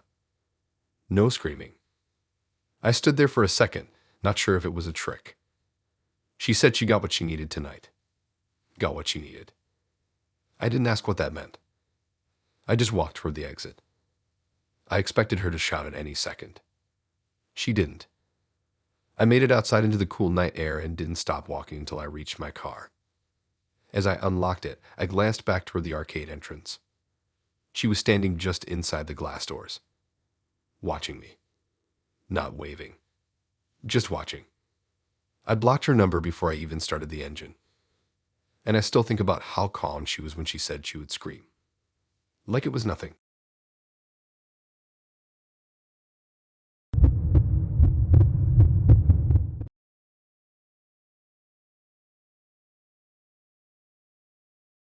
I should have walked out the second he said that. Not because of the food, not even because he ordered for me, but because of the way he said it, like it was a fact, like he had proof, like I was the one who forgot something important. The date was at this small Thai restaurant near campus. Not fancy at all. Plastic menus with faded pictures. Fish tank in the corner with cloudy water. The place smelled like curry and cleaning spray. I actually picked it because I love Thai food and it felt casual. Low pressure. We had been talking for about 2 weeks before meeting. He seemed normal, quiet but attentive. The kind of guy who remembers small details. At least that's what I thought. When I got there, he was already sitting in a booth against the wall. He waved me over and smiled like we'd known each other for years. I sat down and reached for the menu. Before I could even open it, he told the waiter we were ready. I blinked. He ordered for himself first, some spicy noodle dish. Then he ordered for me, without asking. He said, "I'll have the green curry with tofu, mild spice." I looked at him confused. I told him I didn't order that. He smiled and said it's what I always get. Always. I had never been there with him before. I told him I've never been here with you. He looked slightly annoyed, like I was making a joke that wasn't landing. He said, "Yes, you have. Last time you got green curry and said it was your favorite." I felt my stomach tighten. There was no last time. I had never met him in person before that night. I told him that. He leaned back and folded his arms, studying my face like I was the one being strange. He said we came here about a month ago. A month ago, I was out of town visiting my sister.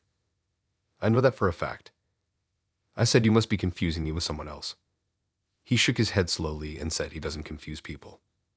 He said I wore a black sweater and complained about the music being too loud. I was wearing a black sweater that night. That detail hit me weird. I told him that's a coincidence. He said it's not. The waiter stood there awkwardly waiting. I didn't want to cause a scene, so I told the waiter I'd just keep what he ordered. The waiter nodded and left. As soon as he walked away, I told him seriously that I've never been here with him. He looked irritated now. He said, "Why are you pretending?" Pretending. Like I was rewriting history for no reason. He said I even told him I don't like mushrooms and asked them to leave them out last time. I do hate mushrooms. That part is true. But I never told him that before. At least, I don't remember telling him. I started replaying our text conversations in my head. We talked about food once, but it was casual. Nothing specific about green curry or mushrooms. He leaned forward slightly and said you don't remember because you were distracted. Distracted. He said you were on your phone a lot. I told him that's impossible because we never had that dinner. He sighed that I was being difficult. The food came out quickly. The green curry was placed in front of me. I stared at it like it was evidence in a crime. He watched me closely as I picked up my fork. I took a small bite. It was fine. Not amazing. Just average. I told him I don't really like it. That's when his face changed. Not dramatically, just tight around the jaw. He said you loved it last time. I said I've never had it before. He leaned closer and lowered his voice. He said stop doing that. Doing what? He said acting like our first meeting didn't happen. My chest felt tight. I told him this is our first meeting. He shook his head slowly, almost disappointed. He said we sat at this exact booth before. I looked around. The restaurant wasn't that unique. Standard layout. boots on both sides. He said I sat on the inside last time. I was sitting on the outside that night. He pointed it out and said, "See, you're sitting in the opposite spot now. That's not proof of anything." He started listing details. He said I spilled water on the tablecloth. He said I laughed too loud at something he said. He said I told him I live with a roommate who snores. That last one made me freeze. I do live with a roommate, and she does snore. I had never posted that online. I might have mentioned it once over text as a joke. Or maybe I didn't. My memory suddenly felt unreliable. I told him even if I said that in text, that doesn't mean we met here. He stared at me like I was missing something obvious. He said he remembers everything. Everything. He started getting more annoyed as I kept insisting this was our first time meeting. He said, why would I lie about something so small? I didn't have an answer, because I couldn't figure out if he was lying or genuinely convinced. He kept pushing the green curry toward me, telling me to eat because I liked it before. I took another bite just to avoid escalating things. He smiled slightly when I did, like he had proven a point. He said, "See." See what? That I was wrong about my own memory.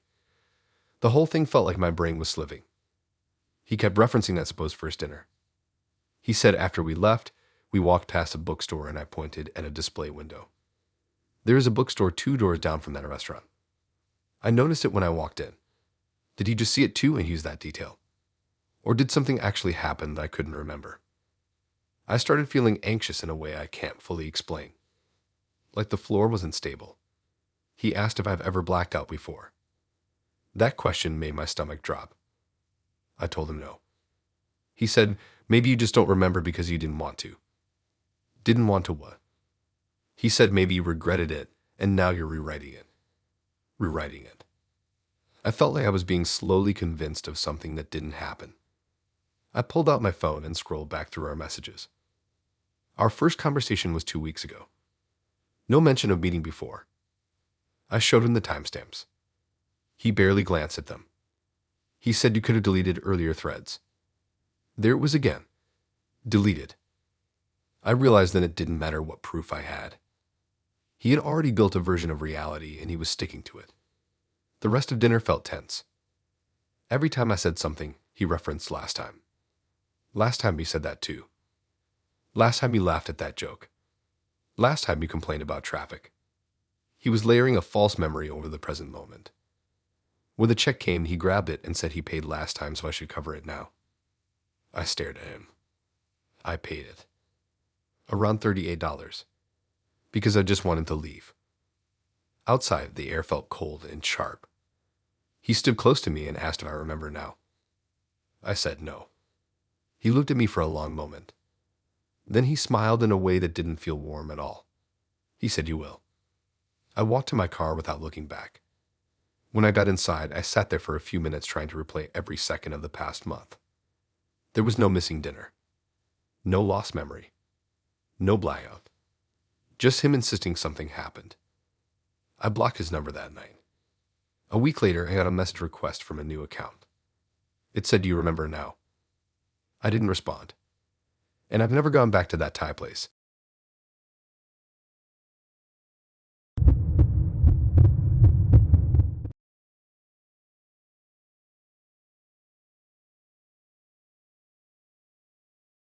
I've never had someone look disappointed that other people cared about me.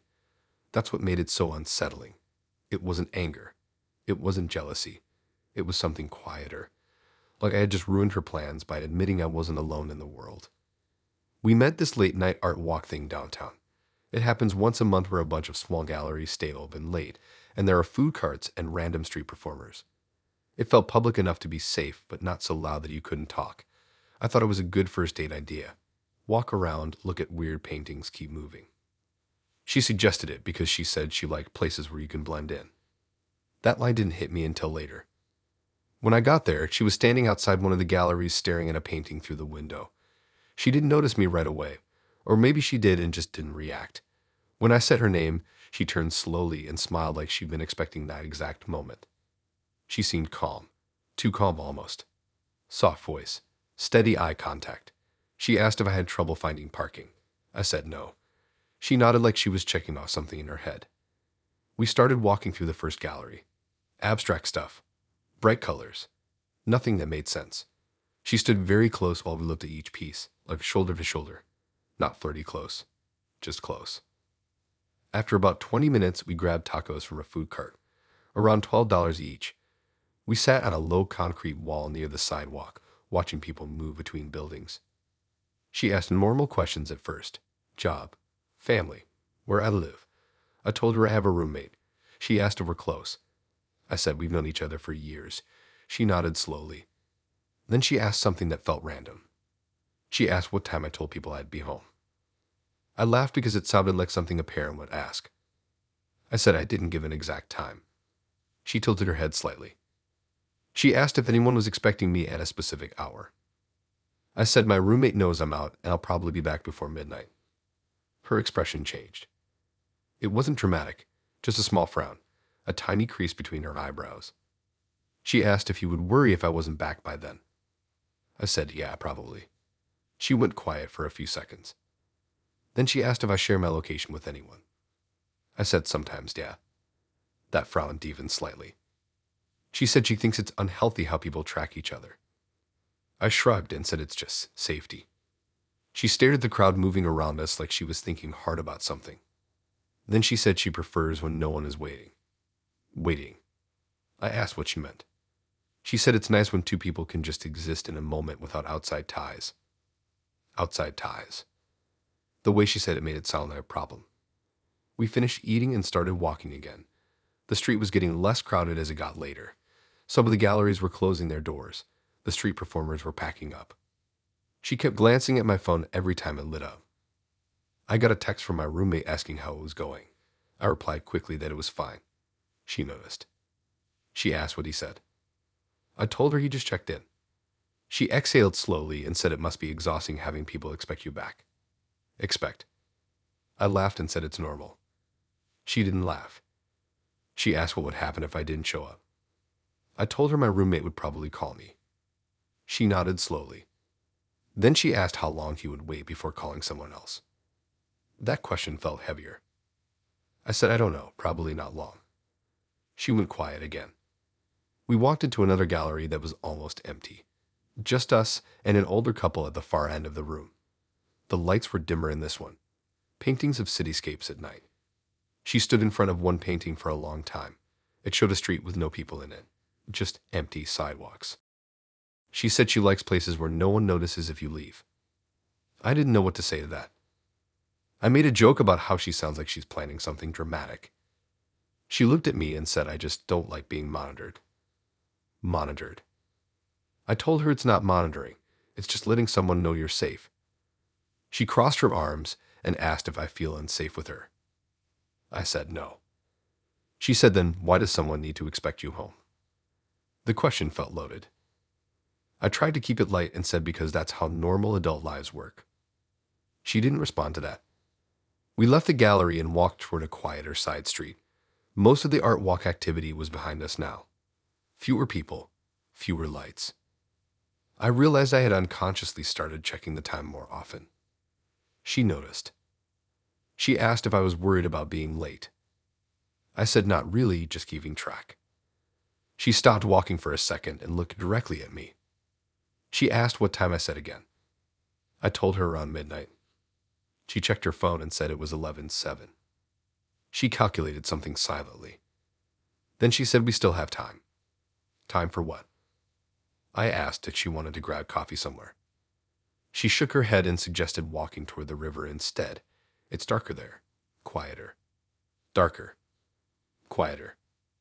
I hesitated. She noticed that too. She asked if I don't trust her. That word again. Trust. I said it's not about trust. It's just late. She looked genuinely disappointed now. Like I had failed something. She said she thought I was more spontaneous. Spontaneous. I said I am within reason. She asked if the only reason I'm thinking about leaving is because someone is expecting me. I said yeah, kind of. She let out a slow breath. Then she said that complicates things. Complicates what?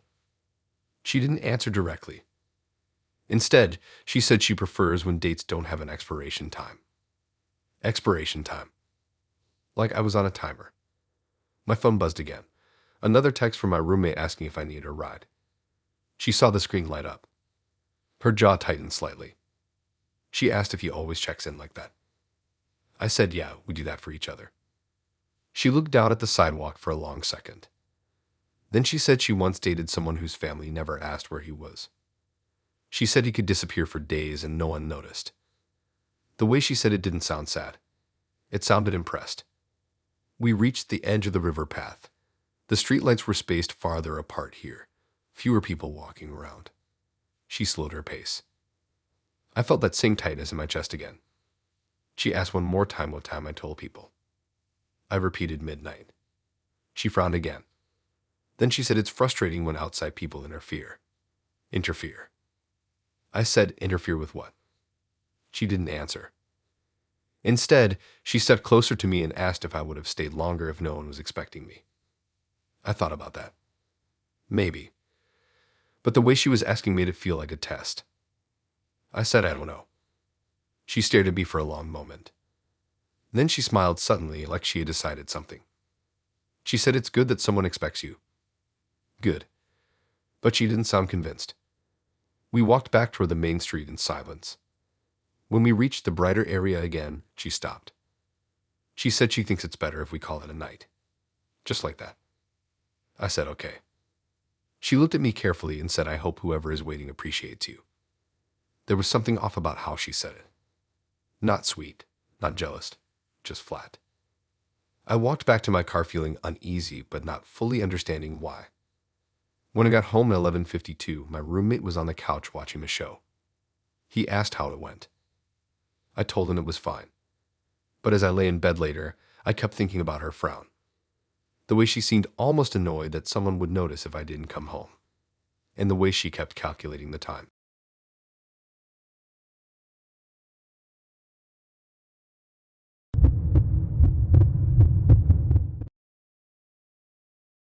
I didn't realize he had mapped my walk home in his head until I stepped off the sidewalk and he told me I was going the wrong way. The date itself was fine. That's what makes it worse. If it had been terrible from the start, I would have left earlier and none of it would have happened. We met at a small rooftop cinema downtown. They were screening an old movie on a projector against a brick wall. Folding chairs, blankets, cheap popcorn, and paper bags. It felt low effort but kind of cute. He was funny in a dry way. Made quiet comments about the movie that actually made me laugh. He didn't touch me too much. Didn't invade my space. I remember thinking this is normal. Finally. After the movie ended, people started filing down the narrow staircase back to the street. It was around 10:40. Not super late, but dark enough that the streetlights were doing most of the work. I told him I was going to head home. He immediately said he'd walk me. I said that's okay, only about 10 minutes away. He insisted. Not in an aggressive way, just persistent. Said he wouldn't feel right letting me walk alone at night. It sounded considerate. That's the part that makes this story confusing when I tell it.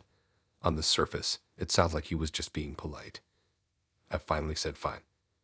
We started walking down the main street, which was still fairly busy. Restaurants closing up. Groups of people laughing outside bars. It felt safe enough. After 2 blocks, I turned left down a smaller side street. He stopped walking for a second. He said, that's not the way you go. I laughed because I thought he was joking. I told him it is. He shook his head slightly and said, no, your place is the other direction. My stomach tightened. I asked what he meant. He said the route to my building is straight for 3 more blocks, then right. I had never told him my exact address. I told him I like taking this way because it's quieter. He stared at the street ahead like he was recalculating something. Then he followed me. The air felt different after that. Thinner. We walked in silence for a few steps. Then he asked why I would take a longer route home at night. I said it's not longer. He said it is. He started listing the turns. 3 blocks straight, right at the pharmacy, past the convenience store, then the building with the red door. My building does not have a red door, but there is a building with a red door 2 blocks from mine. I felt my pulse in my ears. I asked how he knows that. He shrugged and said I mentioned landmarks when we were texting. I tried to remember if I had. I might have said there's a pharmacy nearby once, but not the rest.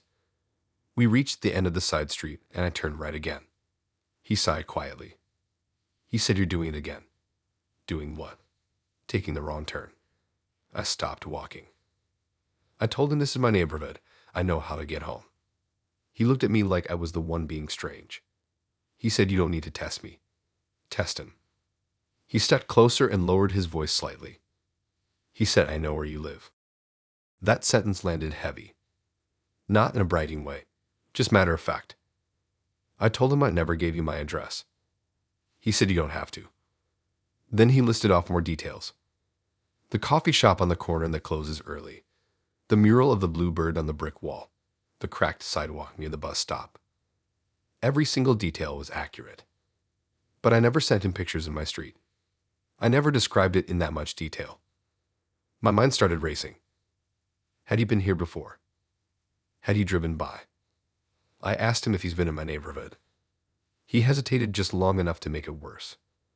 Then he said he likes to familiarize himself with areas before meeting someone. Familiarize.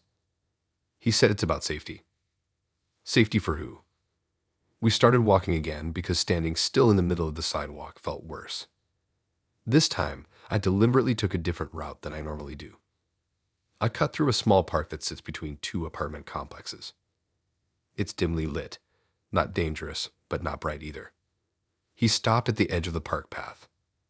He said that's not how you usually go. Usually. I turned and looked at him. I asked, "How do you know how I usually go?" He said, "I pay attention." He said he's seen you walk before. The words didn't hit all at once. They trickled in. "Seen me walk before?" I asked when. He shrugged slightly and said around. Around where? He didn't answer directly. He stepped into the park and followed me down the path. My heart was pounding now. The park was mostly empty. A couple sitting on a bench far away. A guy walking his dog near the other exit. He walked slightly behind me, not beside me anymore. He said, "You don't need to pretend with me." Pretend what? Pretend you're changing your route. I stopped walking again. I told him this is weird. He looked genuinely confused. He said, "I'm just trying to get you home the fastest way." Fastest. I told him I didn't ask you to optimize my walk. He frowned slightly. He said, "I thought you'd appreciate someone who plans ahead." Plans ahead. I felt trapped between wanting to run and not wanting to escalate anything. We reached the other side of the park and I turned left toward a more crowded street, even though it adds a few minutes. He immediately corrected me again. He said, "Your building is right if we cut through the alley behind the grocery store." The alley behind the grocery store is not a route I use. I told him I don't use that alley. He looked irritated for the first time.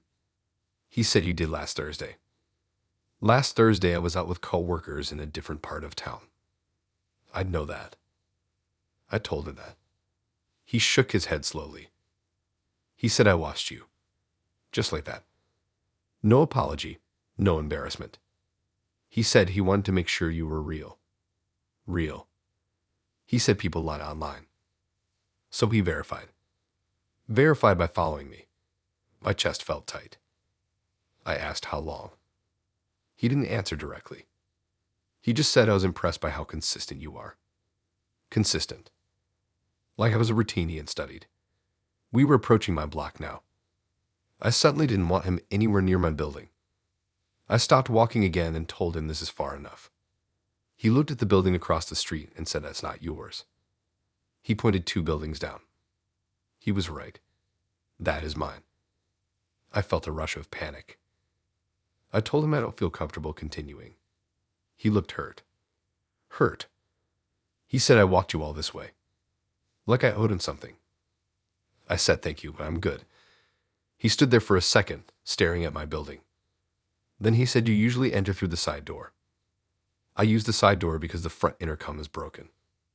I never told him that. My throat felt dry. I told him good night.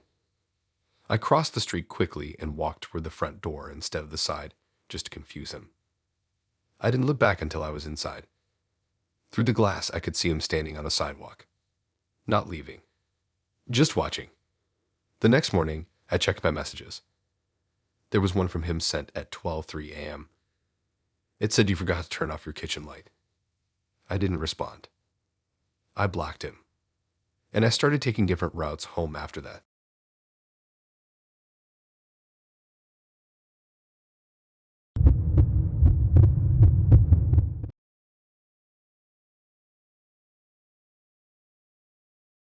The first time she said thank you for being cooperative, I thought she was joking. By the second time, I knew she wasn't.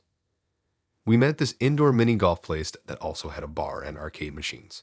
It was loud, colorful, kind of chaotic in a fun way. Neon paint glowing under black lights, fake palm trees, plastic rocks everywhere. It felt like the opposite of threatening. That's probably why I relaxed more than I should have. She picked it. Said she likes environments where people can't overhear conversations clearly. I thought she meant it's easier to talk privately. That seemed reasonable. When I got there, she was already playing on one of the courses alone. She waved me over without smiling much. Not cold, just focused. Like she was in the middle of something important. We started playing around together. She was good. Not just lucky. Precise. Calculated. She didn't celebrate her wins, just nodded slightly like she expected them. At first, the conversation was normal. Work, hobbies, dumb childhood stories. She laughed a couple times, but it felt measured. Controlled. After the second hole, she asked if I told anyone where I was tonight. I said, yeah, my friend knows I'm out. She nodded and asked if I gave him the exact location. I said I mentioned the place name. She tapped her golf ball gently with a club and said that's smart. Smart. Then she added that some guys don't tell anyone anything. I shrugged and said that seems reckless. She smiled faintly and said you'd be surprised. We finished the first course and grabbed drinks. Mine was $8, hers was something clear with lime that looked stronger. We sat at a small high-top table near the back where the lights were dimmer. That's when things shifted. She asked how I handle stress. I told her it depends on the situation. She asked if I tend to freeze or act. I laughed and said I've never really been in a dramatic situation like that. She leaned forward slightly and said you are now. I thought she was being playful. She wasn't. She asked me to put my phone on the table. I hesitated for a second, but did it. She asked me to turn it face down. I did that too. Then she asked me to slide it closer to her. That's when I paused. I asked why. She said she just wants to see how compliant I am. Compliant. I felt a flicker of unease. I said I'm not really comfortable with that. She tilted her head and studied my face. Then she smiled slightly and said thank you for being cooperative so far. So far. Like this was a test already in progress. She didn't push for the phone again. She just leaned back and took a sip of her drink. She said most guys start getting nervous around this point. This point of what? She didn't clarify. Instead, she asked if I trust her. I said we just met. She nodded like that was the correct answer. She said good. Blind trust is boring. I tried to laugh it off. She then asked me to describe the exits in the room without turning around. That caught me off guard. I glanced around casually and said there's the main entrance, a side door near the bar, and probably a back exit near the bathrooms. She smiled and said awareness is important. Then she leaned in and said most guys panic by this point. That was the second time she said it. My chest felt tight. I asked what you mean by this point. She said when they realize they're not fully in control. Control. I looked around at the neon lights and people laughing at the next course. It felt ridiculous to feel uneasy in a place like that. She asked me to stand up. I didn't move at first. She repeated it calmly. I stood up slowly. She walked around me once, not touching, just circling slightly. She said your posture is still relaxed. Then she said thank you for being cooperative. There it was again. I asked what exactly I was cooperating with. She said the process. Process. I felt like I was missing context. She asked if I ever think about how easy it is to influence someone in public. I said not really. She said most people assume safety when there are witnesses. Then she gestured subtly around us. She said no one here is paying attention to us. I looked around again. She was right in a way. Everyone was focused on their own games. She asked if I would sit back down. I did.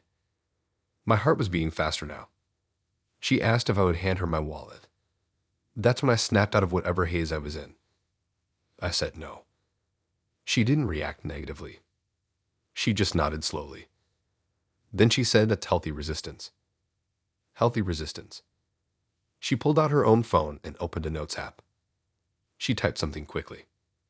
I caught a glimpse of a list of names. My stomach dropped. She said, "Don't worry, I'm not documenting anything bad." Not bad. I asked what this is. She said it's a behavioral study. Study. She said she's fascinated by how men respond to subtle authority cues on first dates. Authority cues. I felt anger rising under the fear. I told her I didn't sign up to be part of the study. She said technically, by agreeing to meet, I did. That sentence made my skin crawl. She said most guys start sweating by now. She looked at my forehead like she was checking. I realized I was sweating. She smiled slightly. She said, "Thank you for being cooperative. You're lasting longer than average." Average. I asked average of what? She shrugged. She said you'd be surprised how many men reveal aggression when they feel cornered. Cornered. That word hit hard. I suddenly felt very aware of the fact that she chose the location. She chose the table. She directed every small action. Foam on the table. Stand up. Sit down. And I followed most of them without thinking. She leaned closer and lowered her voice. She said, "Relax. If I wanted to escalate, I would have by now." Escalate. My throat felt dry. I asked what that means. She looked at the crowd and said, "Imagine if I suddenly accused you of something right now." The world seemed to slow for a second. She said, "Imagine if I stood up and screamed that he touched me." My heart dropped. She wasn't smiling. She said most guys panic by this point. I realized that was the test. To see how I'd react to the idea of being publicly accused. I kept my voice steady and said I haven't done anything wrong. She nodded. She said that's what they all say. They all. I felt trapped in a scenario I didn't agree to. She studied my face carefully. Then she leaned back and relaxed slightly. She said, "You passed." Passed what? She said you didn't raise your voice. You didn't grab your phone. You didn't storm off. She looked genuinely pleased. Then she thanked me again for being cooperative. I stood up slowly. I told her I'm leaving. She didn't try to stop me. She just watched me carefully. As I stepped away from the table, she called out softly that most guys run much earlier. Run. I walked toward the exit without looking back. My legs felt shaky even though nothing physically happened. Outside, the night air felt cold and real. I checked my phone immediately. No messages from her yet. But 10 minutes later, one came through. It said, "Interesting data tonight. Thank you." I blocked her number. And I still think about how calm she was while describing how easily she could ruin me in that room full of people.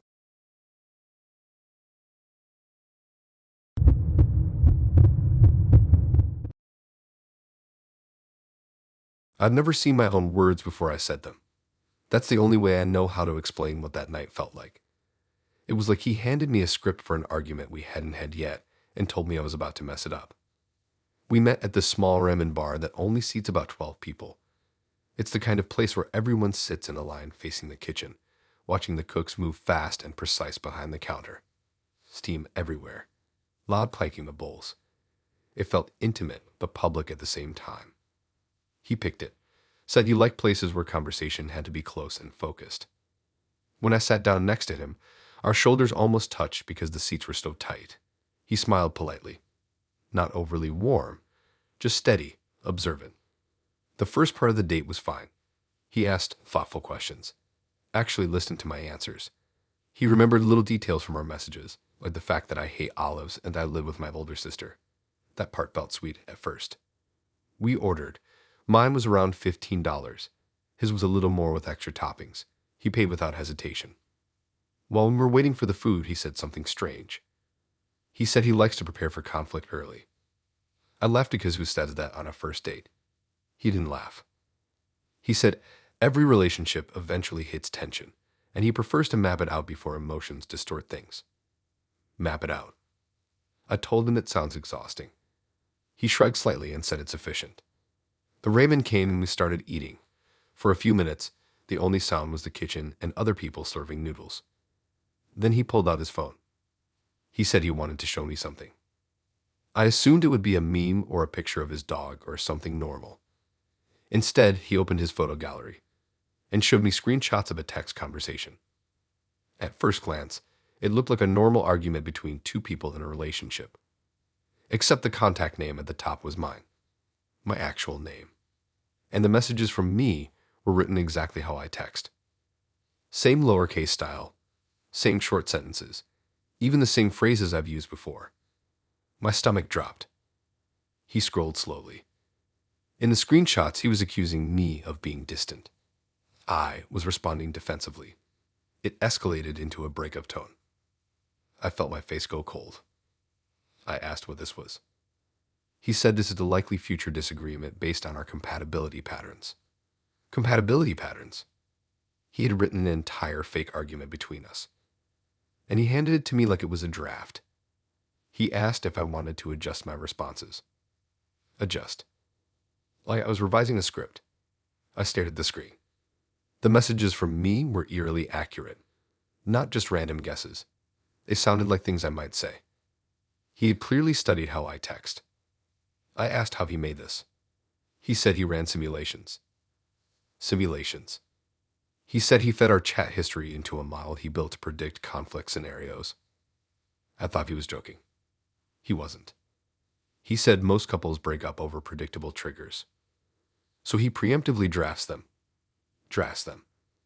I felt this mix of confusion and fear building in my chest. He scrolled further. The argument ended with me saying I need space. He looked at me and asked if that sounds like something I'd say.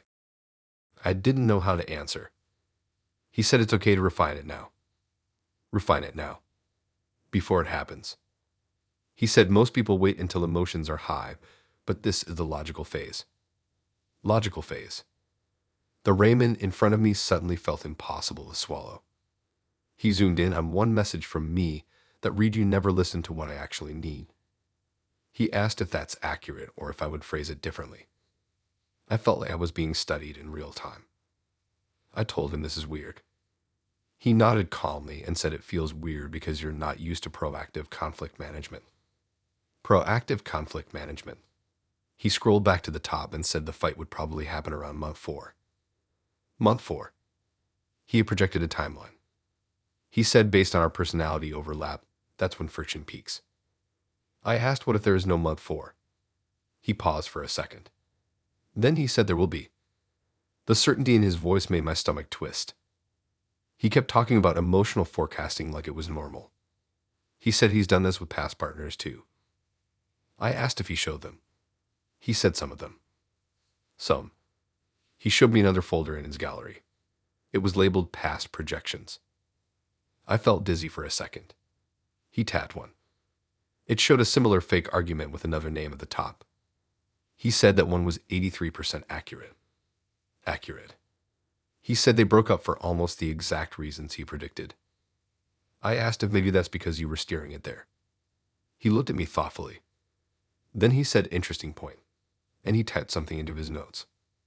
Typed something about self-fulfilling bias. Like I was part of the study again. I suddenly felt like I wasn't on a date. I was inside someone's long-term experiment. He scrolled back to our projected argument. He pointed to a line where he says I always overreact. He asked if I would prefer he phrase it differently. I said I don't want to rehearse fights that haven't happened. He said that response aligns with avoidance tendencies. He said it calmly, like he was labeling a chart.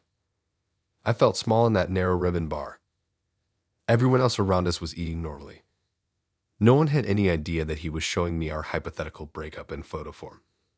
He asked if I wanted to see the reconciliation draft. Reconciliation draft. I told him no. He looked mildly disappointed. He said planning for repair is even more important. Then he asked if I see myself as someone who shuts down during conflict. I said I don't know. He said the projection suggests you withdraw. Projection suggests.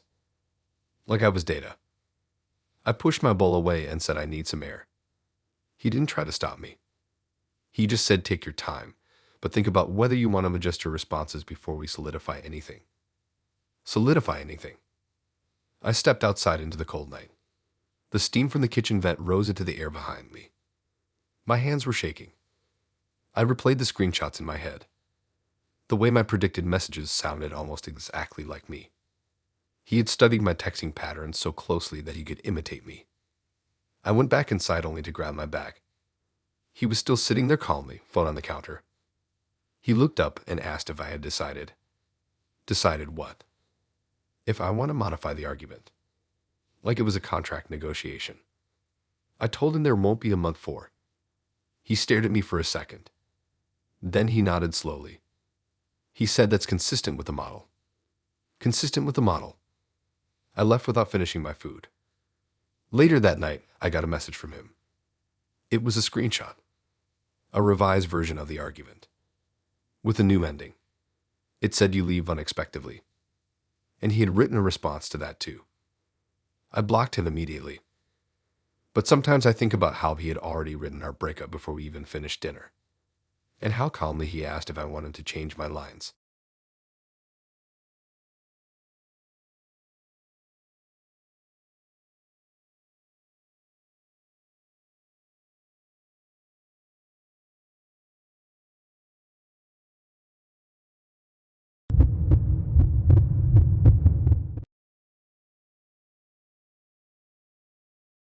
I knew something was off when she brought a backpack to a coffee date. Not a purse. Not a tote bag. A full backpack. Zipped all the way up, sitting upright on the chair next to her like it had its own seat. We were meeting at a small independent bookstore cafe, the kind with mismatched chairs, handwritten chalkboard menus, and shelves stacked so tight you have to turn sideways to pass someone. It was late afternoon, not busy but not empty either. Soft music playing. People are reading quietly in corners. She stood up when I walked in and smiled in a way that felt rehearsed. Not fake exactly, just prepared. We ordered drinks. Mine was around $6, hers maybe $7 with some oat milk upgrade. We sat at a small round table near the back where you could see both the exit and the counter. The first 10 minutes were normal. She asked about my job, my hobbies, where I grew up. She nodded thoughtfully at everything I said. She didn't interrupt. She didn't check her phone. Then she reached down and pulled the backpack onto her lap. That's when I felt it. She unzipped it slowly and pulled out a notebook. Not a small one either. It was thick, spiral bound, tabs sticking out along the side.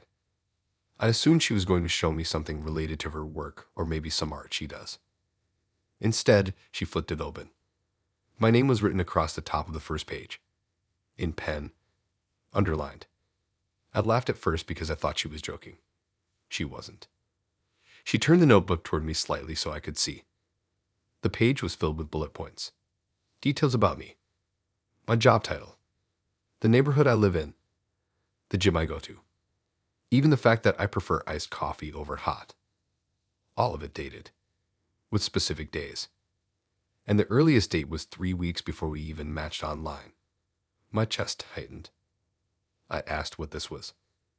She said she likes to be prepared. Prepared for what? She flipped to the next page. More notes. Times I usually post on social media. Places I check into. A rough sketch of my daily schedule based on her observations. Observations. I asked how she got this. She said most of it is public. Public. Maybe some of it was. I do post gym stories sometimes. I tag coffee shops. But there were things in there that weren't online. Like the fact that I sometimes run in the park at 6:30 in the morning instead of going to the gym. I'd never post that. She flipped another page. There was a section titled Potential Personality Traits. Under it, she had written things like values routine, likely conflict avoidant, moderate attachment risk. It felt like I was looking at a case file. I asked why the dates were from before we met. She didn't look embarrassed. She said she noticed me before we matched. Noticed me where? She said around. Around where? She tapped the notebook and said I was curious. Curious. She started explaining how she tracks people she finds interesting before approaching them. Tracks. My stomach dropped. She said she believes in informed decisions. So she observes patterns. Patterns again. She flipped to another tab in the notebook. This one was labeled scenarios. Under it were written hypothetical situations. How I might react if she canceled last minute. How I might respond if she didn't text back for a day. How I might behave under stress. All written weeks before this date. I felt exposed in a way that made my skin crawl. I asked how she knew my running schedule. She looked up at me calmly and said, "I saw you." Saw me. She said the park near your building. She described what I usually wear when I run. She even mentioned the dog that sometimes runs past me with its owner. I never told her which building I live in. I only mentioned the general area. She flipped another page. There was a rough map drawn in pencil. My block. With small notes like corner store closes early and alley light flickers. I felt like the air in the cafe had been sucked out. I looked around to see if anyone else was noticing. Everyone was still reading quietly, drinking coffee, living normal lives. She asked if I'm uncomfortable. I didn't even know how to answer that. She said most guys are flattered at first. Flattered. She said it shows effort. Effort. I told her this feels like surveillance. She tilted her head slightly. She said that's a strong word. Strong word. I asked why she didn't just talk to me earlier instead of writing all this. She said I wanted to understand you first. Understand me before I even knew you existed. She turned to a page with my social media posts printed out and taped in. Certain captions circled in pen. Notes in the margins analyzing tone shifts. It felt obsessive. I asked if she does this with everyone. She paused. Then she said only the ones worth it. Worth it. There was something calm and certain about her that made it worse. Like she genuinely believed this was normal. She pointed to a note that said possible morning person based on light consistency in posts. She smiled slightly and said I was right about that. I couldn't even process that comment. She asked if anything in the notebook was inaccurate. Like that was the main concern. Accuracy. I flipped through a few pages myself. There were notes about my car. The color. The fact that one of the brake lights is slightly dimmer. I never posted my car online. That meant she had seen it in person. More than once. My hands started shaking slightly. I asked how many times she's been near my building. She said not that many. Not that many. She said I didn't want to seem creepy. The fact that she used that word meant she knew exactly how this looked. She said I'd just like to know who I'm dealing with. Who I'm dealing with. Like I was a risk assessment. She flipped to the last page in the section. There was a date circled. Tonight's date. Under it, a blank space with the title First In-Person Interaction. She held her pen above it. She asked if I'd like to clarify anything before she writes her first live observation. Live observation. I felt like I was in someone else's documentary. I told her I need to leave. She didn't try to stop me. She just nodded slowly. Then she wrote something in the notebook as I stood up. I couldn't see what it said. I grabbed my jacket and walked toward the door. As I passed her table, I glanced down. She had written reacts with avoidance when confronted. I didn't say anything. I just walked out into the street. The late afternoon light felt too bright. That night, I checked my social media and saw that someone had viewed my old stories. All of them. From months ago. The account had no name, no picture, just blank. I blocked it, and I stopped running in that park for a while. I still think about that notebook sometimes. The dates written before I even knew she existed.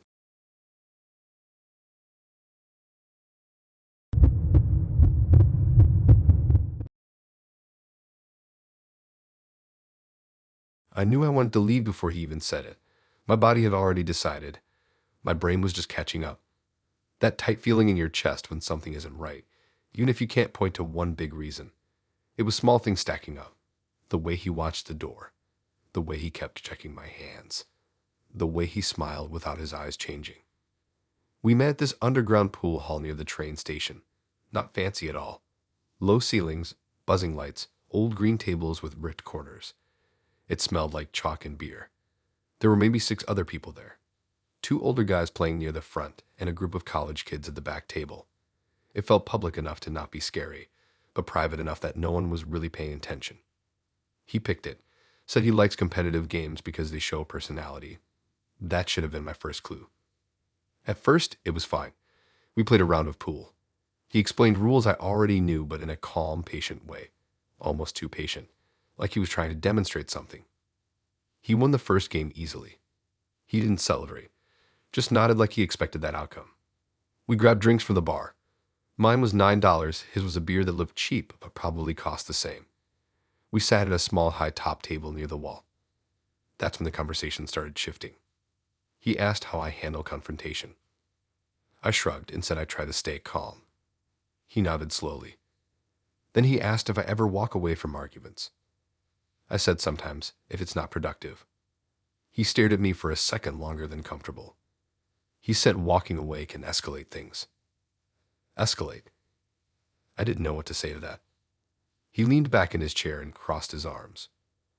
He said some people mistake control for aggression. Control. I felt that tightness in my chest again. I told him I don't really think about arguments that deeply. He smiled slightly and said that's interesting. Interesting how? He didn't clarify. Instead, he started asking hypothetical questions. What would you do if someone misinterpreted your tone? What would you do if someone felt disrespected by you leaving mid-conversation? It started feeling less like small talk and more like a setup. I checked the time on my phone. It was only 10:12. I told him I might head out soon because I had an early morning. That's when his expression shifted. Not angry, just focused. He leaned forward slightly. He said we just started. I said yeah, but it's getting late. He didn't respond right away. Instead, he stood up and grabbed the pool cue again. He said one more game. I hesitated, but I didn't want to make it awkward, so I agreed. During the second game, he stood closer than before. Not touching, but close enough that I was aware of his presence constantly. He kept watching my reactions when I missed shots, like he was analyzing frustration levels. Halfway through the game, I set the cue down. I told him I'm actually going to call it. He walked around the table slowly. Then he leaned in closer, so close I could feel his breath near my ear. And he said if you stand up right now, this gets messy. He said it calmly. Not loud, not threatening in volume. Just certain. My heart started pounding. I looked around. No one was looking at us.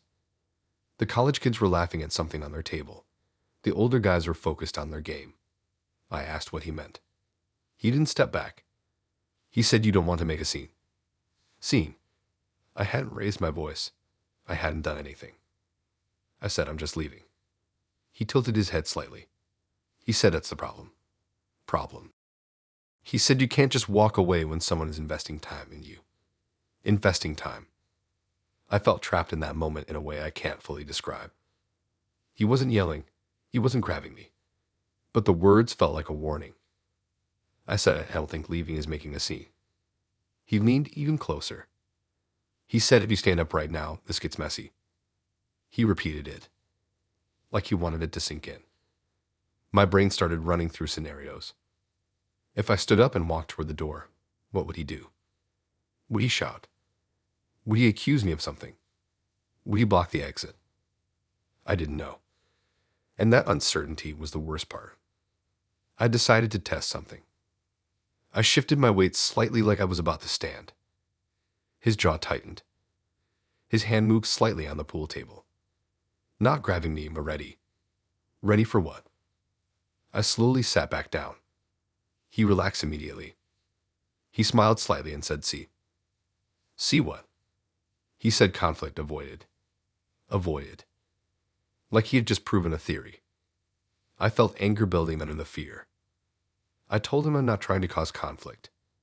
He nodded. He said, I know. That's why this works. Works. I asked what works. He didn't answer directly. He walked back to the table and sat down. He said some people test boundaries early. Test boundaries. He asked if I feel intimidated. I said no. Even though I did. He studied my face closely. Then he said most people would have panicked by now. That word again, panic. Like he was measuring it. I realized he wanted a reaction. He wanted me to stand up so he could respond, or he wanted me to freeze. Either way, he was studying something. I looked at the exit again. It was only about 20 feet away. No one was between me and it. I stood up suddenly. He moved fast, not grabbing, but stepping into my space. He said, "I warned you." Warned me about what? I raised my voice slightly and said, "I'm leaving." That caught the attention of the college kids at the back table. They glanced over. His expression shifted instantly. He smiled, like nothing was wrong. He said, "Of course." Of course what? He stepped aside slowly. He said, "I just don't like abrupt exits." Abrupt exits. I walked for the door. My legs felt shaky. He didn't follow immediately, but as I reached the exit, I felt him behind me. Not close enough to touch, just close enough to be there. Outside, the night air felt cold and sharp. I walked quickly toward my car parked across the street. He called out my name once. Not yelling, just loud enough to make me turn slightly. He said, "I hope you learned something." Learned something. I didn't respond. I got into my car and locked the doors. As I drove away, I saw him standing under the flickering streetlight outside the pool hall, watching. My phone buzzed 5 minutes later. A text from him. It said, "You handled that better than most." I blocked his number immediately. And I still think about how calm he was when he said this gets messy. Like it was already planned.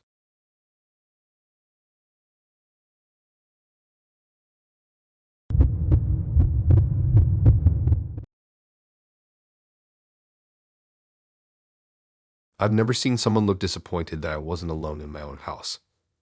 That's the part that stuck with me. Not the restaurant. Not the conversation. Just that split second where her face dropped when I said I had a roommate, like I had ruined something for her. We met at a small late-night dessert cafe that only serves waffles and milkshakes. It's the kind of place that looks cute online, but in real life the tables are sticky and the music is slightly too loud. Pink neon sign on the wall. 2 big windows facing the street. It was around 9:30 at night, so not too crowded, just a few couples, and a group of girls at the corner table taking pictures of their food. She was already sitting inside when I arrived. She had chosen a table near the back wall where she could see the entrance. I noticed that right away, but didn't think much of it. She smiled when I walked in. Not overly warm, just steady. We ordered waffles and shakes.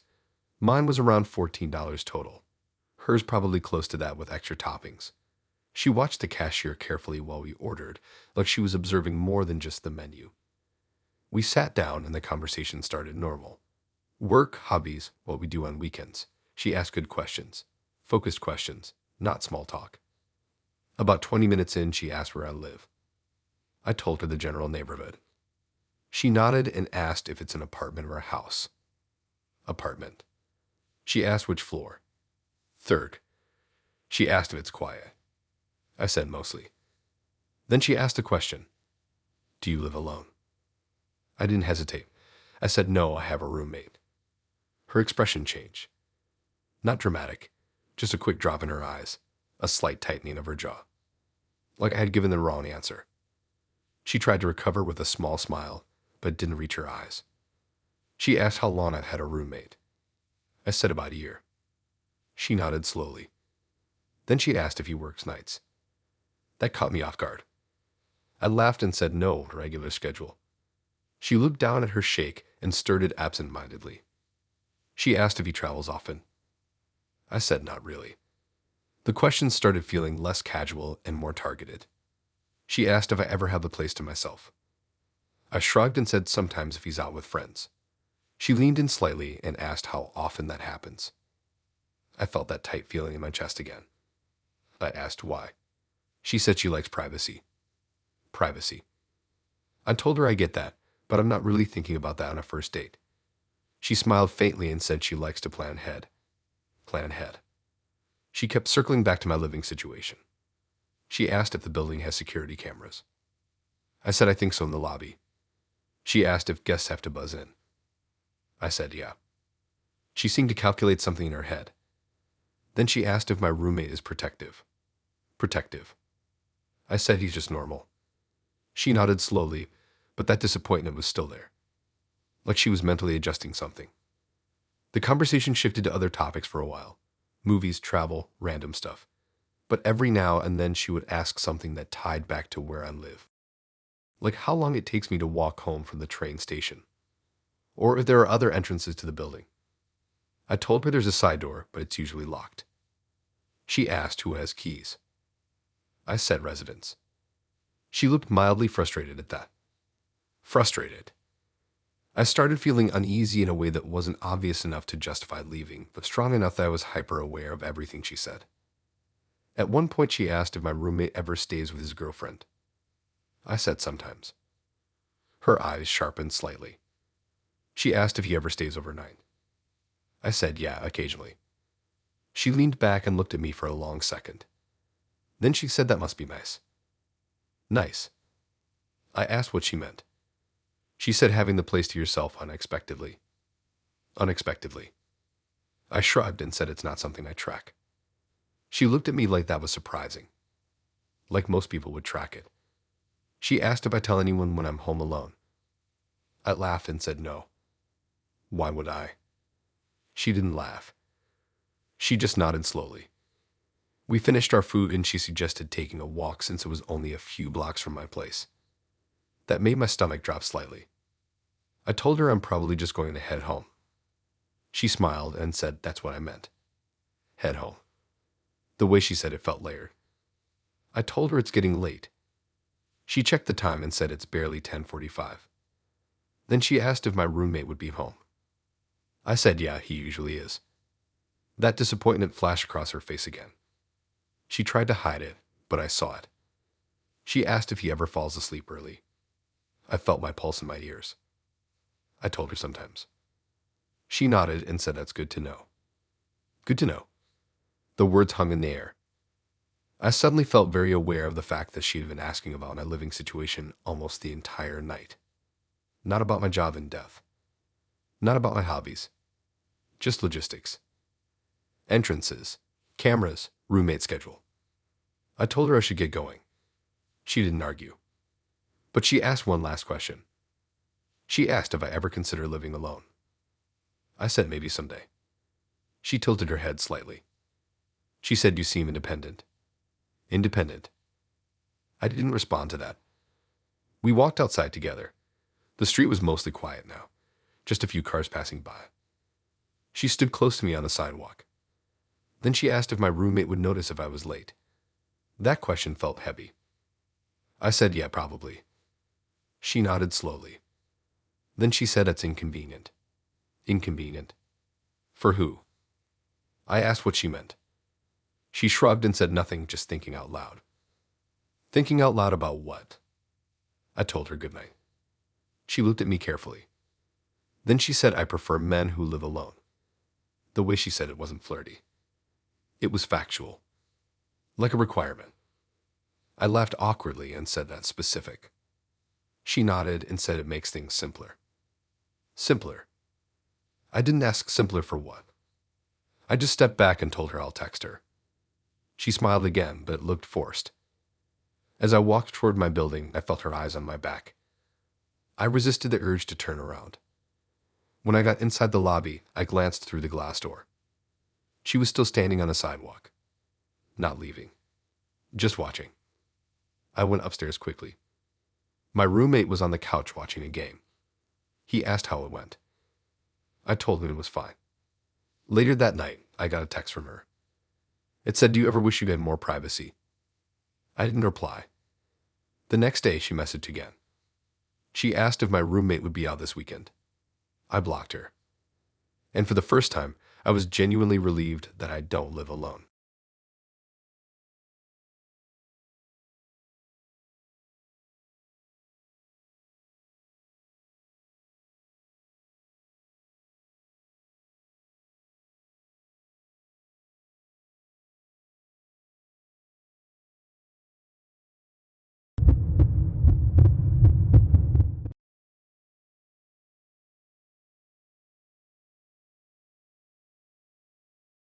The first time he said it, I thought I misheard him. The second time, I knew I didn't. We met at this late-night diner that looks like it hasn't changed since the early 2000s. Red vinyl booths, metal napkin holders, a glowing open sign that flickers every few seconds like it's tired. It's right off the highway, the kind of place where truck drivers and college kids end up at midnight because nothing else is open. He picked it, said he likes neutral territory. That phrase stuck with me later. When I walked in, he was already in a booth near the back. Not near the windows. Not near the door. Just far enough in that you couldn't see him run away from outside. He stood up when I approached and smiled. He looked normal. Clean cut. Calm. Maybe a little distracted, but I figured that was nerves. We ordered simple stuff. Burgers and fries. Around $22 total. He insisted on paying before the food even came, like he wanted that part out of the way. For the first 15 minutes, everything felt okay. He asked about my job, my family, where I live. I gave general answers. Nothing too specific. But I noticed something. He kept refreshing his phone. Not checking messages. Refreshing something. His thumb would swipe down over and over like he was waiting for an update. At first, I assumed he was checking sports scores or something. Then I realized he wasn't reacting to whatever he was looking at. No smiles. No frustration. Just quiet focus. In between questions, he would glance down, swipe, then look back up at me like nothing happened. After the food came, he leaned forward slightly and studied my face. Then he glanced at his phone again. Swiped. And under his breath, almost to himself, he whispered, "You're taking longer than the others." I froze. I asked what. He looked up quickly and smiled. He said nothing, but his eyes didn't match the smile. We kept eating. He kept refreshing. Every few minutes, the same swipe. The same quiet focus. Then again, barely audible, "You're taking longer than the others." This time I heard it clearly. I asked what that means. He tilted his head slightly and said, "You're very patient." Patient.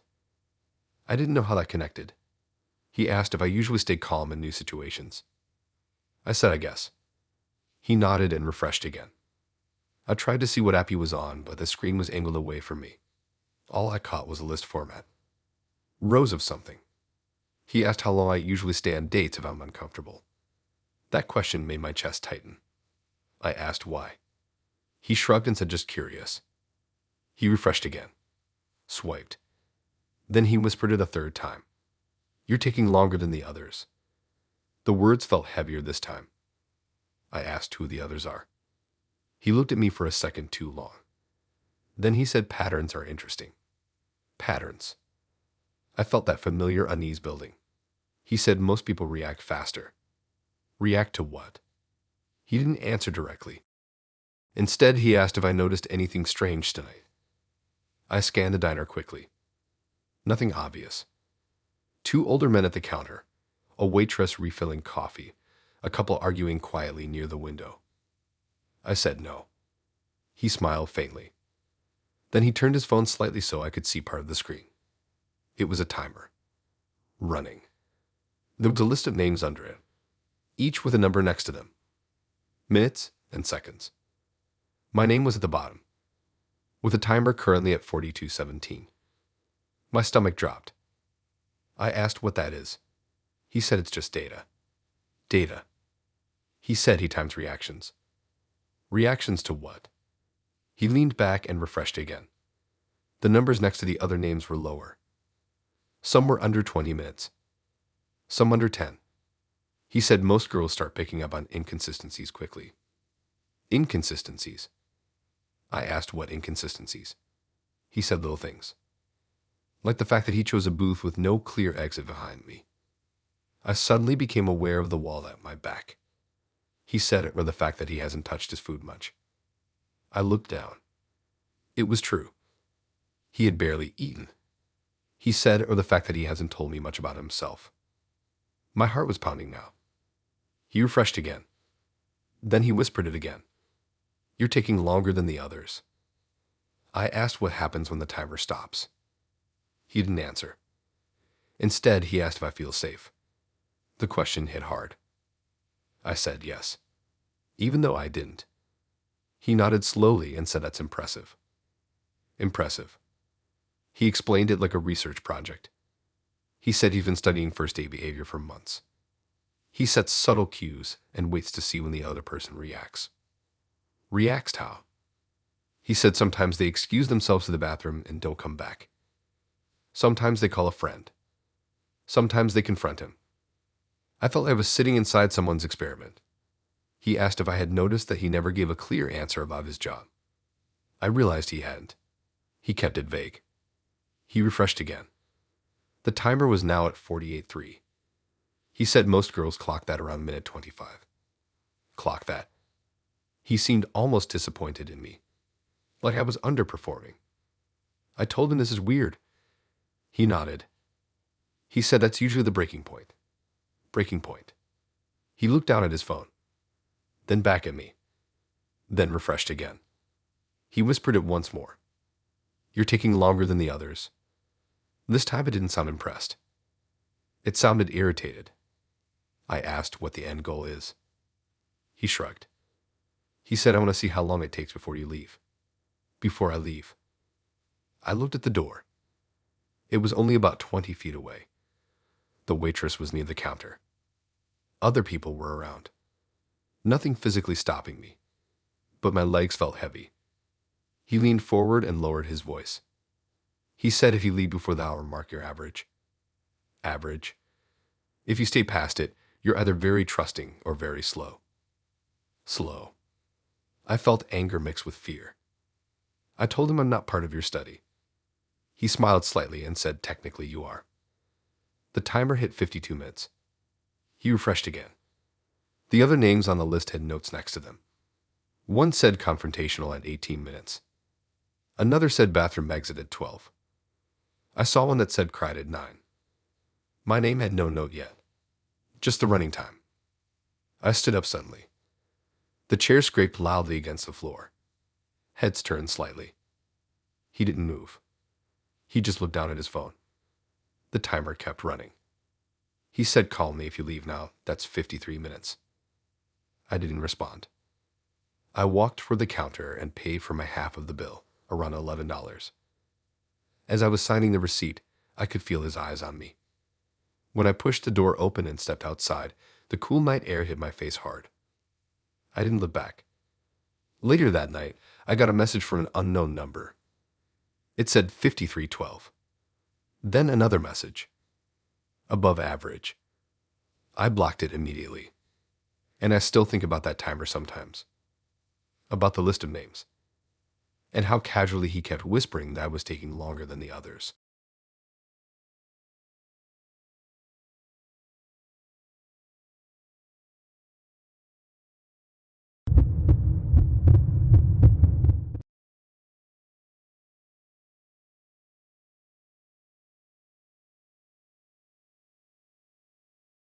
I should have known the night was going to be strange when she brought up ghosting before the drinks even arrived.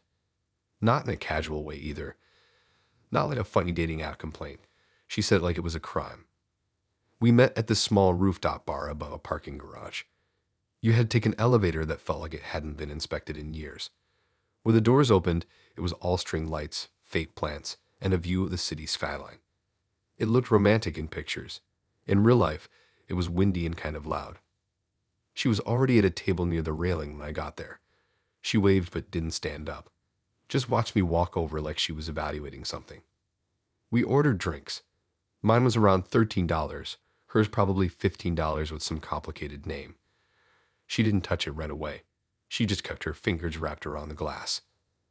The conversation started normal. Work, hobbies, the usual first date checklist. She laughed a few times, asked decent questions. I remember thinking she seemed intense, but not in a bad way. Then out of nowhere, she said she hates ghosting. Just dropped it into the conversation like it was part of her personality summary. I nodded and said, yeah, it's frustrating. She looked at me carefully and asked if I've ever ghosted anyone. I said maybe once or twice when it just fizzled out. Her smile disappeared. She leaned back slightly and said that's cowardly. Cowardly. I tried to lighten it, said sometimes conversations just fade. She shook her head slowly. She said disappearing without explanation says a lot about a person. The way she said it felt personal. I asked if someone ghosted her recently. She took a slow sip of her drink. Then she said the last guy who tried that learned his lesson. The way she phrased it made my stomach tighten. Learned his lesson. I asked what happened. She didn't answer immediately. Instead, she leaned forward and lowered her voice slightly, even though the wind and music probably covered most of it anyway. She said he thought blocking her would make it simple. Blocking. She smiled faintly. She said he underestimated how much information people share online. Information. She started describing it like she was telling a story she rehearsed. She said she found his workplace in less than 10 minutes. Public profile. Company website. Easy. Then she found his LinkedIn. Then his family members. She described it step by step. Calmly. Like it was impressive. I felt the wind hit my face, but I barely noticed it anymore. She said she didn't show up at his job right away. She waited. Waited for what? She said timing matters. Then she told me she sent him a message from a new number. Not threatening. Just reminding him that disappearing has consequences. Consequences. I asked what kind. She shrugged slightly.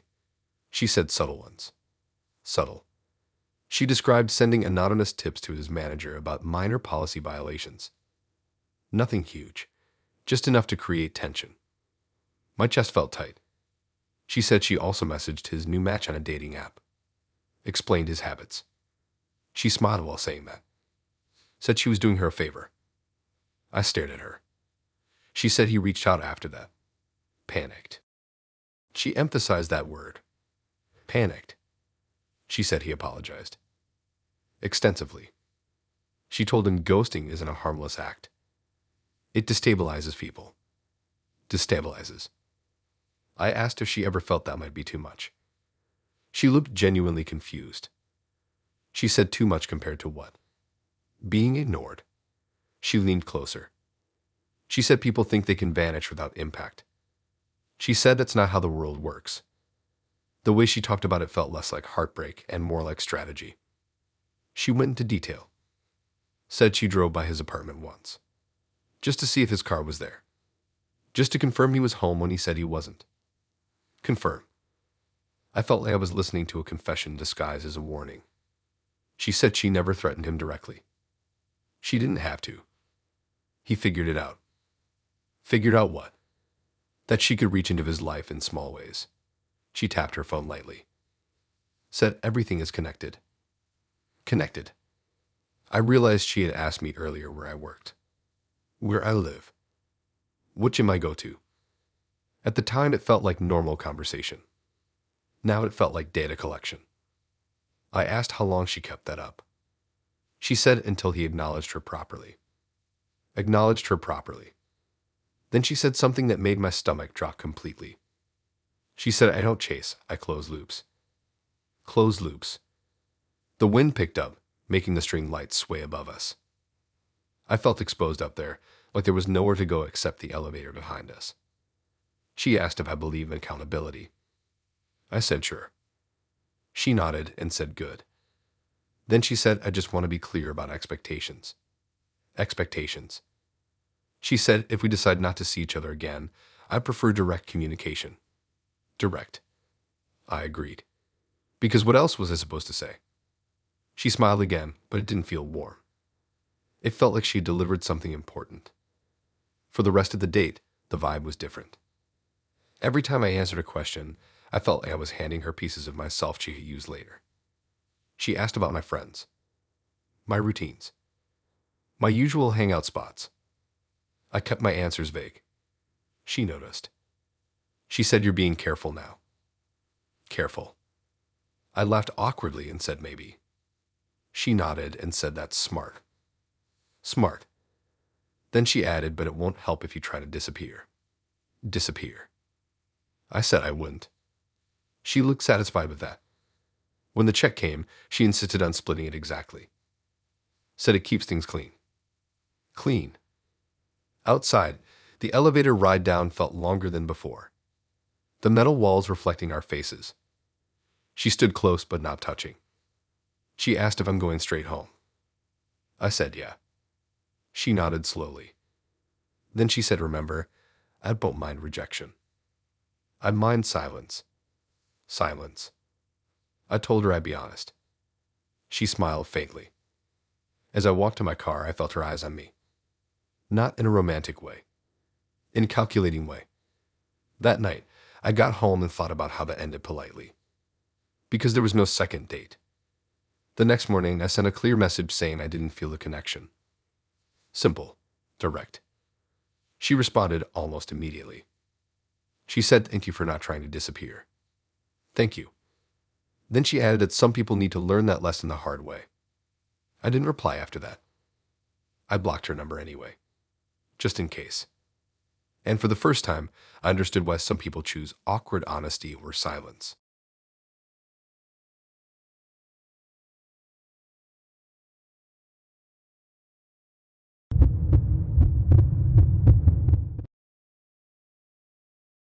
I knew something was wrong before we even left the restaurant, but I couldn't explain why. It wasn't anything big. It was small things stacking up. The way he watched people instead of talking about himself. The way he never checked his phone once. The way he smiled like he already knew how the night would end. We met at a quiet wine bar tucked between two office buildings. Not trendy. Not crowded. Just dim lights, soft music, and maybe 8 tables total. It felt intimate but safe. I remember thinking it was almost boring, which honestly sounded perfect. He was already sitting at a table near the wall when I walked in. He stood up, pulled out my chair, smiled politely. Normal. Almost too normal. We ordered drinks. Mine was $14, his was a little more expensive. He paid without hesitation and didn't even look at the receipt. He said he prefers to handle things cleanly. Handle things cleanly. That line didn't mean anything at first. The first half hour felt fine. He asked thoughtful questions. Not invasive. Just direct. Where do you live? Do you live alone? How long have you been there? Do you like your neighborhood? I answered casually, not thinking much of it. It's normal stuff. But he kept asking about small details. Is your building secured? Do guests need to buzz in? Is there street parking nearby? I told him yes to the security. Yes to buzzing in. Limited street parking. He nodded like he was mapping it out in his head. I tried to shift the topic. Asked about his job. He kept it vague. Said he works with logistics. Logistics. That word felt dry and empty. He asked if I walk home or drive. I said I drive. He asked where I usually park. I laughed and said I'm not giving you my exact spot. He smiled slightly and said fair. But his eyes lingered on me a second too long. As the night went on, I noticed he never got distracted, never checked his phone, never scanned the room nervously. He seemed completely at ease. Too at ease. When I said I should probably head home, he offered to walk me to my car. I said that's okay. He insisted. Not aggressively, just calmly, like it was already decided. We walked out into the cool night air. The parking lot was dimly lit, but not empty. A few cars scattered around. He stayed half a step behind me. Not close enough to touch, just close enough to feel. When we reached my car, I unlocked it and turned to say goodnight. He smiled again. Calm, steady. He said he'd like to make sure I get inside my building safely. I hesitated. I said that's really not necessary. He tilted his head slightly and said I prefer to finish what I start. Finish what I start. The phrase felt heavy. I didn't want to escalate anything in a quiet parking lot, so I agreed. He followed my car in his own, keeping a steady distance behind me the whole drive. Not too close. Not too far. When I pulled into the street near my building, I noticed something. He already slowed down before I turned. Like he expected it. Maybe coincidence. Maybe not. I parked in my usual spot. He parked behind me. The street was mostly quiet. A few porch lights on. A dog barking somewhere down the block. We walked toward my building entrance together. I felt my pulse in my ears. He walked calmly beside me.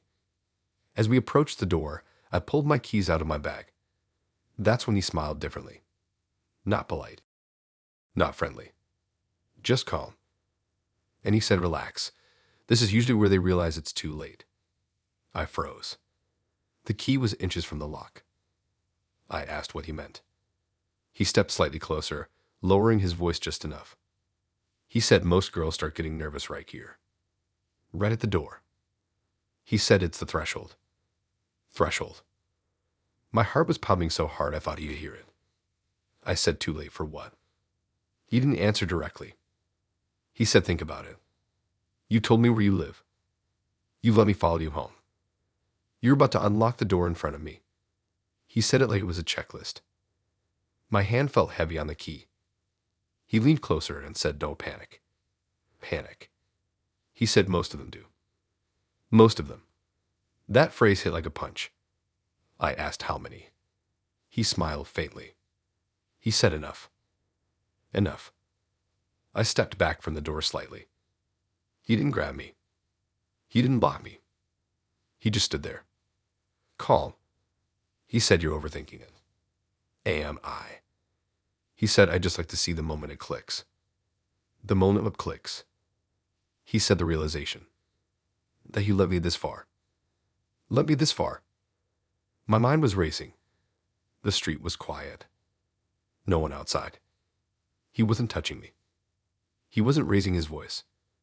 But the way he framed it made everything feel intentional. I asked if he's done this before. He shrugged slightly. He said I like observing reactions. Observing reactions. I realized he was waiting for something. Fear. A mistake. A rushed movement. I forced myself to stay still. I said I'm not inviting you in. He nodded. He said I didn't expect you to. Then he added not yet. Not yet. That's when I did something impulsive. I stepped away from the door entirely. I walked a few feet down the sidewalk. He didn't follow immediately. He just watched. I pulled out my phone and pretended to call someone. I spoke loudly enough for him to hear that I was outside and someone was coming down. That's when his expression changed slightly. Just a flicker. He stepped back.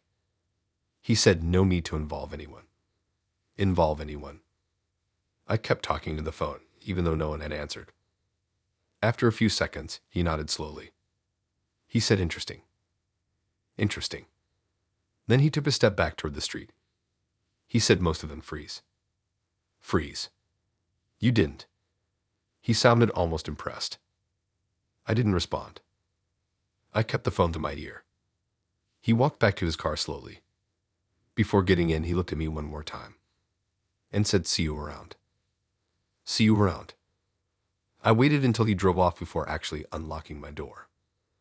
My hands were shaking so badly I dropped my keys once. Inside, I locked every lock, checked the windows, turned off the lights. That night, I barely slept. The next morning, there was a text from him. It said you handled the threshold well. I'd locked him immediately. And I still think about how calmly he said it was usually too late at the door.